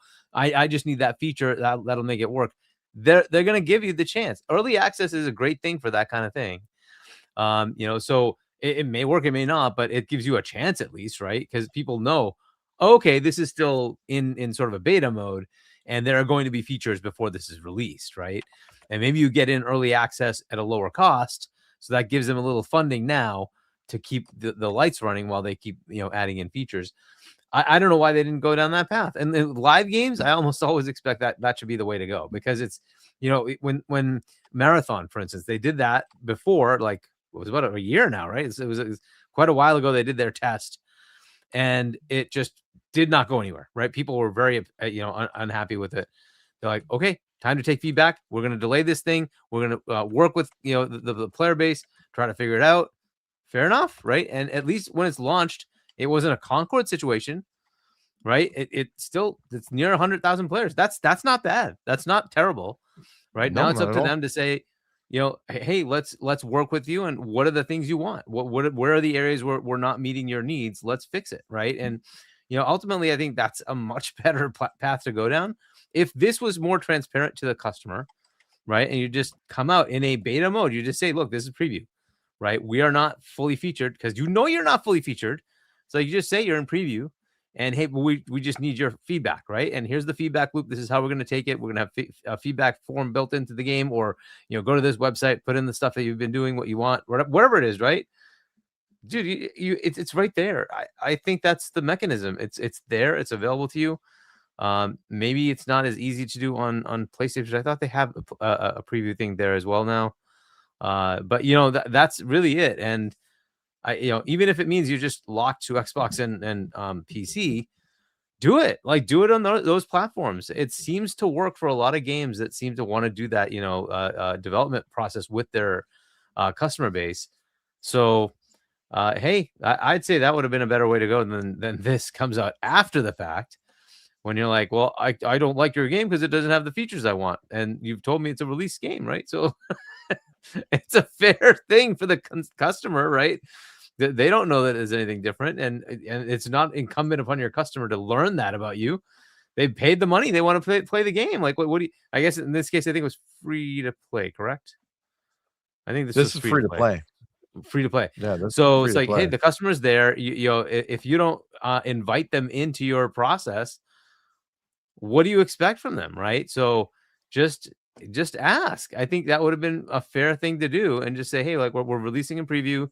We know we don't have all these features. Here's our roadmap of what we plan to do. Tell us what you want, right? And we'll be rolling out feature releases over time, right? And so then you give them incentive to say, okay, I'll spend some time in this. But hey, that's the way it goes. Yeah. It just blows my mind that they would kind of wait to this last moment. You're right. They could have went the route of doing the early access earlier, before now, like before even the Game Awards. This shit should have been out in early access. The Game Awards scenario was crazy. That, first of all, that Jeff even thought that this would be the game to put at the end. He might have thought he was doing a nice thing, but yeah, this was not it. I mean, maybe he's friends with somebody and they asked him for a favor. Who knows? But the fact that you come out and be like, yeah, I mean, listen, we were done and we were just fucking Hail Marying this shit. Like, of course we didn't like it. It wasn't fucking done. You know what I'm saying?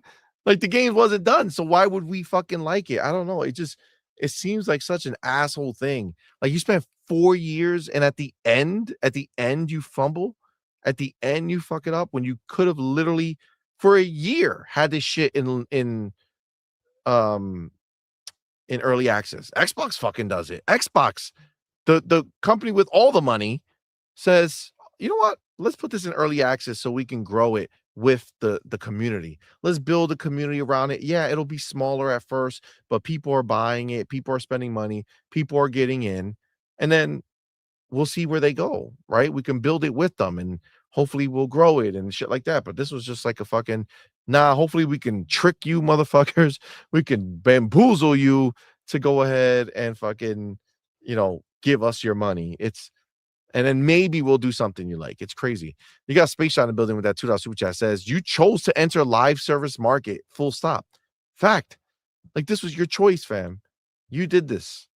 If you thought your game was that good, maybe you should have tried to do a fucking sell it, whatever, some other way. I don't know how to help you, fam, but this is crazy that you were just gonna take people's money. You know what I'm saying? Did you get the Spartan gifted 20 thing? No, I'm about to do it right now. But we were in the middle of talking about this, but oh, sorry. no, it's okay. But yes, this is just crazy to me. So I was like, yeah, I definitely want to chat about that. But yeah, let me get that out of here. Let me go ahead and shout out our motherfucking homie, our boy Spartan661, live in the building.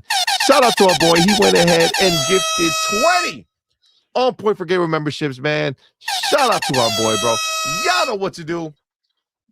Put the motherfucking welcome to the family emoji in the chat. Welcome our newest members, man. We appreciate each and every one of y'all for rocking out with us. God damn, that shit was dope. And shout out to our boy Spartan661, man. Thank you so much for the support. We truly appreciate you. If you're in the chat, if you're a member, I don't know how you're not because all these gifteds be coming out. Go ahead and put the FB in the chat. Shout out our boy Spartan. You know what I'm saying? Let them know what you feel, man. Appreciate you, my brother. Thank you so much for the support, bro. And then we do have our boy 108 Dragons Lemon in the building. Shout out to our boy. Thank you for being here, man. Appreciate you. Thank you for that $5 super chat. Says Dr. Octavius, do I gotta put you on blast this Saturday? Dragons dead. LOL. Yo, listen, I'm not Dr. Octavius, all right, but I do rock the shades. Look, I do honestly, for real, we gotta get up.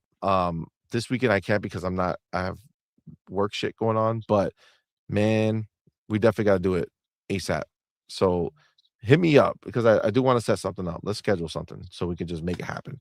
But this Dr. Octavius joint, come on, man. He ain't got nothing on me. You know what I'm saying? Chill. Come on, bro. But shout out to 108, man. Appreciate you, brother. Thank you for being here, my dude. All right. Let me see. Was there anything else? You know, I was interested in this because this guy, the Black Hulkage, I don't know who he is, but he's out there. But he got hands on Crimson Desert. And you know, it's a pretty lengthy thing, and I don't want to read the whole thing because he's just kind of going in to what he feels about it. And you know, there's some good stuff, but he doesn't think that it's going to be for everyone. He doesn't think that a lot of people are going to like it because he thinks it's a hardcore action RPG. And like he's saying it's literally going to be like a situation where you just get lost in the world. Let me just read it because I'm so excited about this game that anything I really love it. I don't know where you stand on this, Hargeet, but Crimson Desert is my fucking like I'm just so excited for it. I can't even it's not even rational in my head. I don't know why I'm so excited. I mean, I played it, I loved it, and it's just the world, everything looks so good. You know what it is? I always wanted to play Black Desert, you know, their online game. But I never got into it. Like it was like a multiplayer game online, and I'm not huge into that stuff, but it always looks so cool. You know what I'm saying? Like it just looked dope, but I never gotten into it. Now I feel like they finally made it for me, and I'm so pumped. So all right, let's go over his hands-on with Crimson Desert. It says recently I got some hands-on time with Crimson Desert, and below are my first impressions as well as some of the gameplay I was able to capture. I'll go ahead and just put this up as well so we can see it. He says, Crimson Desert is a good game, but it won't be for everyone. I know the devs claim this isn't an RPG, but I don't know any other way to describe this game other than a hardcore action RPG. If you need the yellow paint to know where to climb, this game isn't for you. But if you love getting lost in a whimsical world with a boatload of content, this game is going to be right up your alley. I think what impressed me most is the attention to detail. There's so many little things the dev team took into consideration that I think people who enjoy being immersed into a world are going to appreciate. That's me, bro. I can't fucking wait. Even if you aren't that person, on a basic level, I think most will enjoy the game's combat. It's fast, fluid, and provides a ton of player expression with its deep skill tree. The world of Pywell is vibrant, large in scale, and full of life. It's easy to get lost off the main quest line as there's always something to do and someone to speak to. An example being I was wandering through the open world and encountered a distressed woman seeking help. I agreed to follow her only to find out moments later she was with a gang and they were trying to backdoor me. That had me cracking up, which obviously Red Dead Redemption 2 has done multiple times that happens. I love that. I love the parallel, but that's the type of shit that's cool that you want to do, especially if you don't see it coming. You know what I'm saying? Then he says, it's just a shame that I didn't get to spend more time with the main quest as I kept getting sidetracked with cool stuff to do in the open world. So I can't give you much insight into that. What I can say is after the opening section, there's next to no tutorials in this game. The puzzles are hard and the default controls are a bit clunky. You will be getting lost, and I can see that frustrating some people who aren't interested in a challenge. That's why I mentioned earlier that this is a hardcore RPG. It does not do a lot of hand holding. Because of that, I predict you and your friends will be sharing tips and tricks similar to when Elden Ring first launched and nobody knew what they were doing. If you are a patient person and take the time to learn the game's systems, I promise you will be able to put together some awesome combos that will make you feel like the main character. My biggest fear for this game is that I won't finish it. Not because it's a bad game, but I can just tell from my brief time with it that it's next level massive. As someone who's been gaming for 30 plus years, it's very rare you'll hear me say a game was overwhelming, but this game is. For people who lack a ton of free time, I can see that being a turnoff because once again, the game doesn't give much direction or tutorials outside the opening area. Not to mention this game could be big just for the sake of being big. I was curious to know how much of the content was engaging versus just open world bloat. Hard to tell because I only got a few hours with the game. I also fear that the AI isn't the best in this game. The AI issues I encountered zapped all immersion away for those moments. I'm not sure if the final build will differ from the vertical slice we played, but what I can tell you is that on the build we played, I wasn't impressed by the AI. Several times I attacked enemy camps and they never reacted to me attacking them. They just stood there and took it, which made the world feel less alive. I can tell you that I had hands on with the game back at Summer Games Fest, and I didn't see that at all. So maybe obviously it's just a bigger piece of the game, maybe, and maybe they're just fine tuning. Because when I was in that camp, they were, it was crazy. People were battling everywhere. I was getting involved. People were attacking me. It was fantastic. So, we'll see how that scales through the rest of the game, but I did go hands on with it. And then there were also times where enemies were looking dead at me, just standing still as the battle music played, threatening to beat me up, but they never did anything. It was 3 or 4 times I encountered this poor AI, which is a red flag for me because I only got 2 hours of hands-on time with the game. Mind you, in those 2 hours, a good portion of it was just me working my way through the prologue and the early quests, so I didn't spend a ton of time in the open world. What I'm trying to get at is the janky AI was very noticeable. It wasn't something that took long to find. I will say when the game works, it's great, but when I tell you the AI was bad at times, it was bad. It reminded me of the dumb NPCs often found in Ubisoft open world games. I'm not looking for this to be a Souls game, but I want some level of challenge in the combat. Hopefully that stuff gets patched out. That being said, I'm confident in saying this game is good. I just didn't have enough time with it to determine if it's good or great. Only time will tell. Crimson Desert drops on March 19th, 2026 on everything.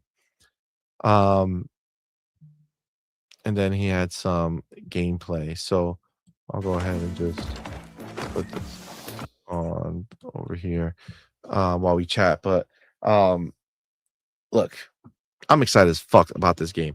I don't know what AI situation he had. And again, there's definitely possibilities that as this world is so huge, you start getting into parts where, the AI breaks a bit, which makes sense to me. I get that. But, depends on how fucking good the rest of it is. Cause sometimes, look at what happened. They just fucking came from the tree. That's crazy. What a setup. That's the part that he talked about. Like sometimes the game is just so good in every other way that things like that, kind of is what it is. You know what I'm saying? Like if the AI is not the smartest, that doesn't like ruin a game for me. Especially if my desire is to feel like a badass. You know what I'm saying? So sometimes it just worked out where And sorry, where did they play this? Was this on a console or PC? he didn't specify how he played. Okay. So I don't know. What are the buttons on the side? It looks like maybe Xbox controller. I'm not 100% sure. So it was probably PC. It looks like PC is the thing that they've been pushing the most because it's the lead platform for them. But I mean, I just see this world and I could just imagine running through it and living that life. It looks so good to me.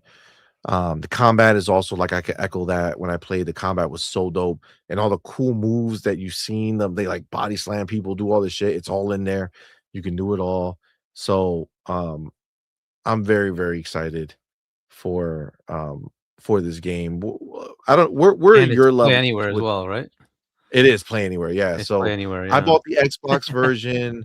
Um, I bought the Xbox version, the collector's edition. So I'm just wondering when it comes, am I going to get a digital code in there, or if it's just going to be physical? Because if it's not, then I'm going to double dip and buy it digitally on Xbox as well, so that I can get the Play Anywhere scenario. Because this is going to for sure be a PC game for me. Like it looks too nice. I'm not dicking around with, you know, console. I'll play it on PC and then I'll play it on my handheld, and I'll be golden. That's the way I'm gonna play this for sure. But where is this for you? Where do you sit with Crimson Desert, just as a game, and then seeing some of the footage and hearing what he thought about it? Where are you with Crimson Desert? Yeah, I mean, it looks good. I will wait for the reviews and I will pick it up if it's got good, good buzz. I mean, also just talking to people who've played it, like you'll play it, right? And they'll tell me, yeah, Oh was yeah, this good, bad, whatever, right? And then there'll be others who will tell me. So yeah, based on that, I'll pick it up and but yeah, it's like you said, I'll just get the Play Anywhere version and then decide. It'll probably end up being PC just because it's a big world. I'm sure it'll look good and run better on the PC, right? So yeah, for sure. That's a definite. That's a definite. Um, Yeah, for me, man, I don't know what it is, bro. I don't know what it is. I want this game so badly. I'm like so drawn to it. Um, I really can't wait for it. So March 19th can't come soon enough. Very excited to check this one out. We have the homie 108 Dragon Lemon in the building. Thank you, my brother, for being here with that $5 super chat. Says I played Crimson Desert also. I loved it. And Hargeet, you don't need an invite. And Chase, smash that like button. chat smash that. CMoney, chat, smash that like button. Yeah. Thank you. Yes, please do hit the like button. Do the right thing. Appreciate you. Says CMoney PAX East. Will I see you, homie? Sadly, I will not be going to PAX East. I have the badge. I have all that stuff. Unfortunately, well, I mean, it kind of is what it is, but I have some work stuff that is literally on the same weekend, same amount of time, like Thursday through Sunday. So, and it's like on the other side of the world. So definitely not going to be able to make it. And it sucks because Halloween is going to be there, and I really am excited for that game. I wanted to get my hands on it, but alas, it won't be. But kind of is what it is for now. I will be at Summer Games Fest though, so that's gonna be a good time. But yeah. Oh shit, we have our oh goddamn! Look who's not fucking around. Our boy, motherfucking Spartan 661, back with another 20 gifted on point for game memberships, man. Shout out to our boy Spartan 661, my dude. Y'all know what to do. Put that motherfucking welcome to the family emoji in the chat. Welcome our newest members, man. We appreciate each and every one of y'all for rocking out with us, man. Appreciate y'all. You guys are the shit. And of course, our boy, fucking Spartan 661. Thank you, my brother. Appreciate that support. It means a lot to us. Let me go ahead and up this banner. Gotta hook you up. You're out here slapping holes nationwide. You know what I'm saying? Gonna make it work right here. There we go. Bam. Turn that 20 into 40. That's right. Boom. Awesome. Thank you, man. You know what you guys got to do in the chat, man. If you're a member right now, you got to go ahead and put those motherfucking FBs in the chat for your boy Spartan 661. All right. Put those FBs in the chat. Goddamn. Thank you, man. Appreciate you, bro. Thank you for the support. All right. Let's see. Was there anything else that I wanted to get to? Oh, I see so many games coming out. Did you even realized that Project Planet of Lana came out, Part 2, Game Pass. It's there. Yep. And it got hella good reviews. 9, 9.5, 9.5, 9, 10. People out here, they're playing it, they're loving it. Another Game Pass joint, bro. Another Game Pass joint. It's crazy. So if you didn't know, now you know. Polygon said it's the best game he's played yet in 2026. I mean, it's been 2 months, and Wow. I don't know if he played Resident Evil or not, but that's pretty big words. You know what I'm saying? Those are some pretty big words to say. Also, if you are an Xbox ROG Ally X owner, if you sign up for Xbox Insider, they have that highlight reels is live. So it uses the AI to do the automatic highlights, but it's not across the board yet. So it's only on certain games. They're starting with a few games: Among Us, Elden Ring, Fortnite, Forza Horizon 5, Liza P, Overwatch, and Power World. So if you have an Xbox Ally X, now you know that you can go ahead and take advantage of that. And I think outside of that, I think we're done, man. I think we're done. Yep. Yeah, everything else is like whatever, nothing crazy. Shout out to the homies in the building, man. Appreciate you. We got the motherfucking homie Lemon back with a $2 super chat. Appreciate you, bro. Says Spartan is the motherfucking MVP always. He is. Spartan is the motherfucking man. Super generous member of the community. Fucking super dope, man. Appreciate you, bro. Very, very kind of you to support like that, man. It means a lot to us. So thank you, bro. But yes, guys, we're done, man. We're done. We're wrapping it up. Appreciate y'all. You guys are all the shit. Remember, there will be no show tomorrow. I know you guys confused. Maybe think it's Friday. It's not Friday. You got to wake up, go to work. Okay. Tomorrow is Friday. We will not be here tomorrow. So that is that. And then remember, next week, I am going to be at GDC. So we won't be doing anything. We might be doing Friday. Because I might be back then, but we'll see. We'll see what I'm able to do while I'm at the show, because I might just be beat from traveling and shit. So so I don't know 100%. So just stay tuned for next week. For sure, I'm gonna have content from the show. So definitely there's gonna be plenty of content. I might try to go live at some point, maybe from the hotel room or something. It'll probably be late, obviously, because of the time difference compared to over here, but I'll see what I could do with that. I'm gonna see if I can even live stream just from the show, being out there and taking a look at shit as I walk around. We'll see how all that goes. So but yeah, so just keep your eyes here. I'll have shit going on for sure.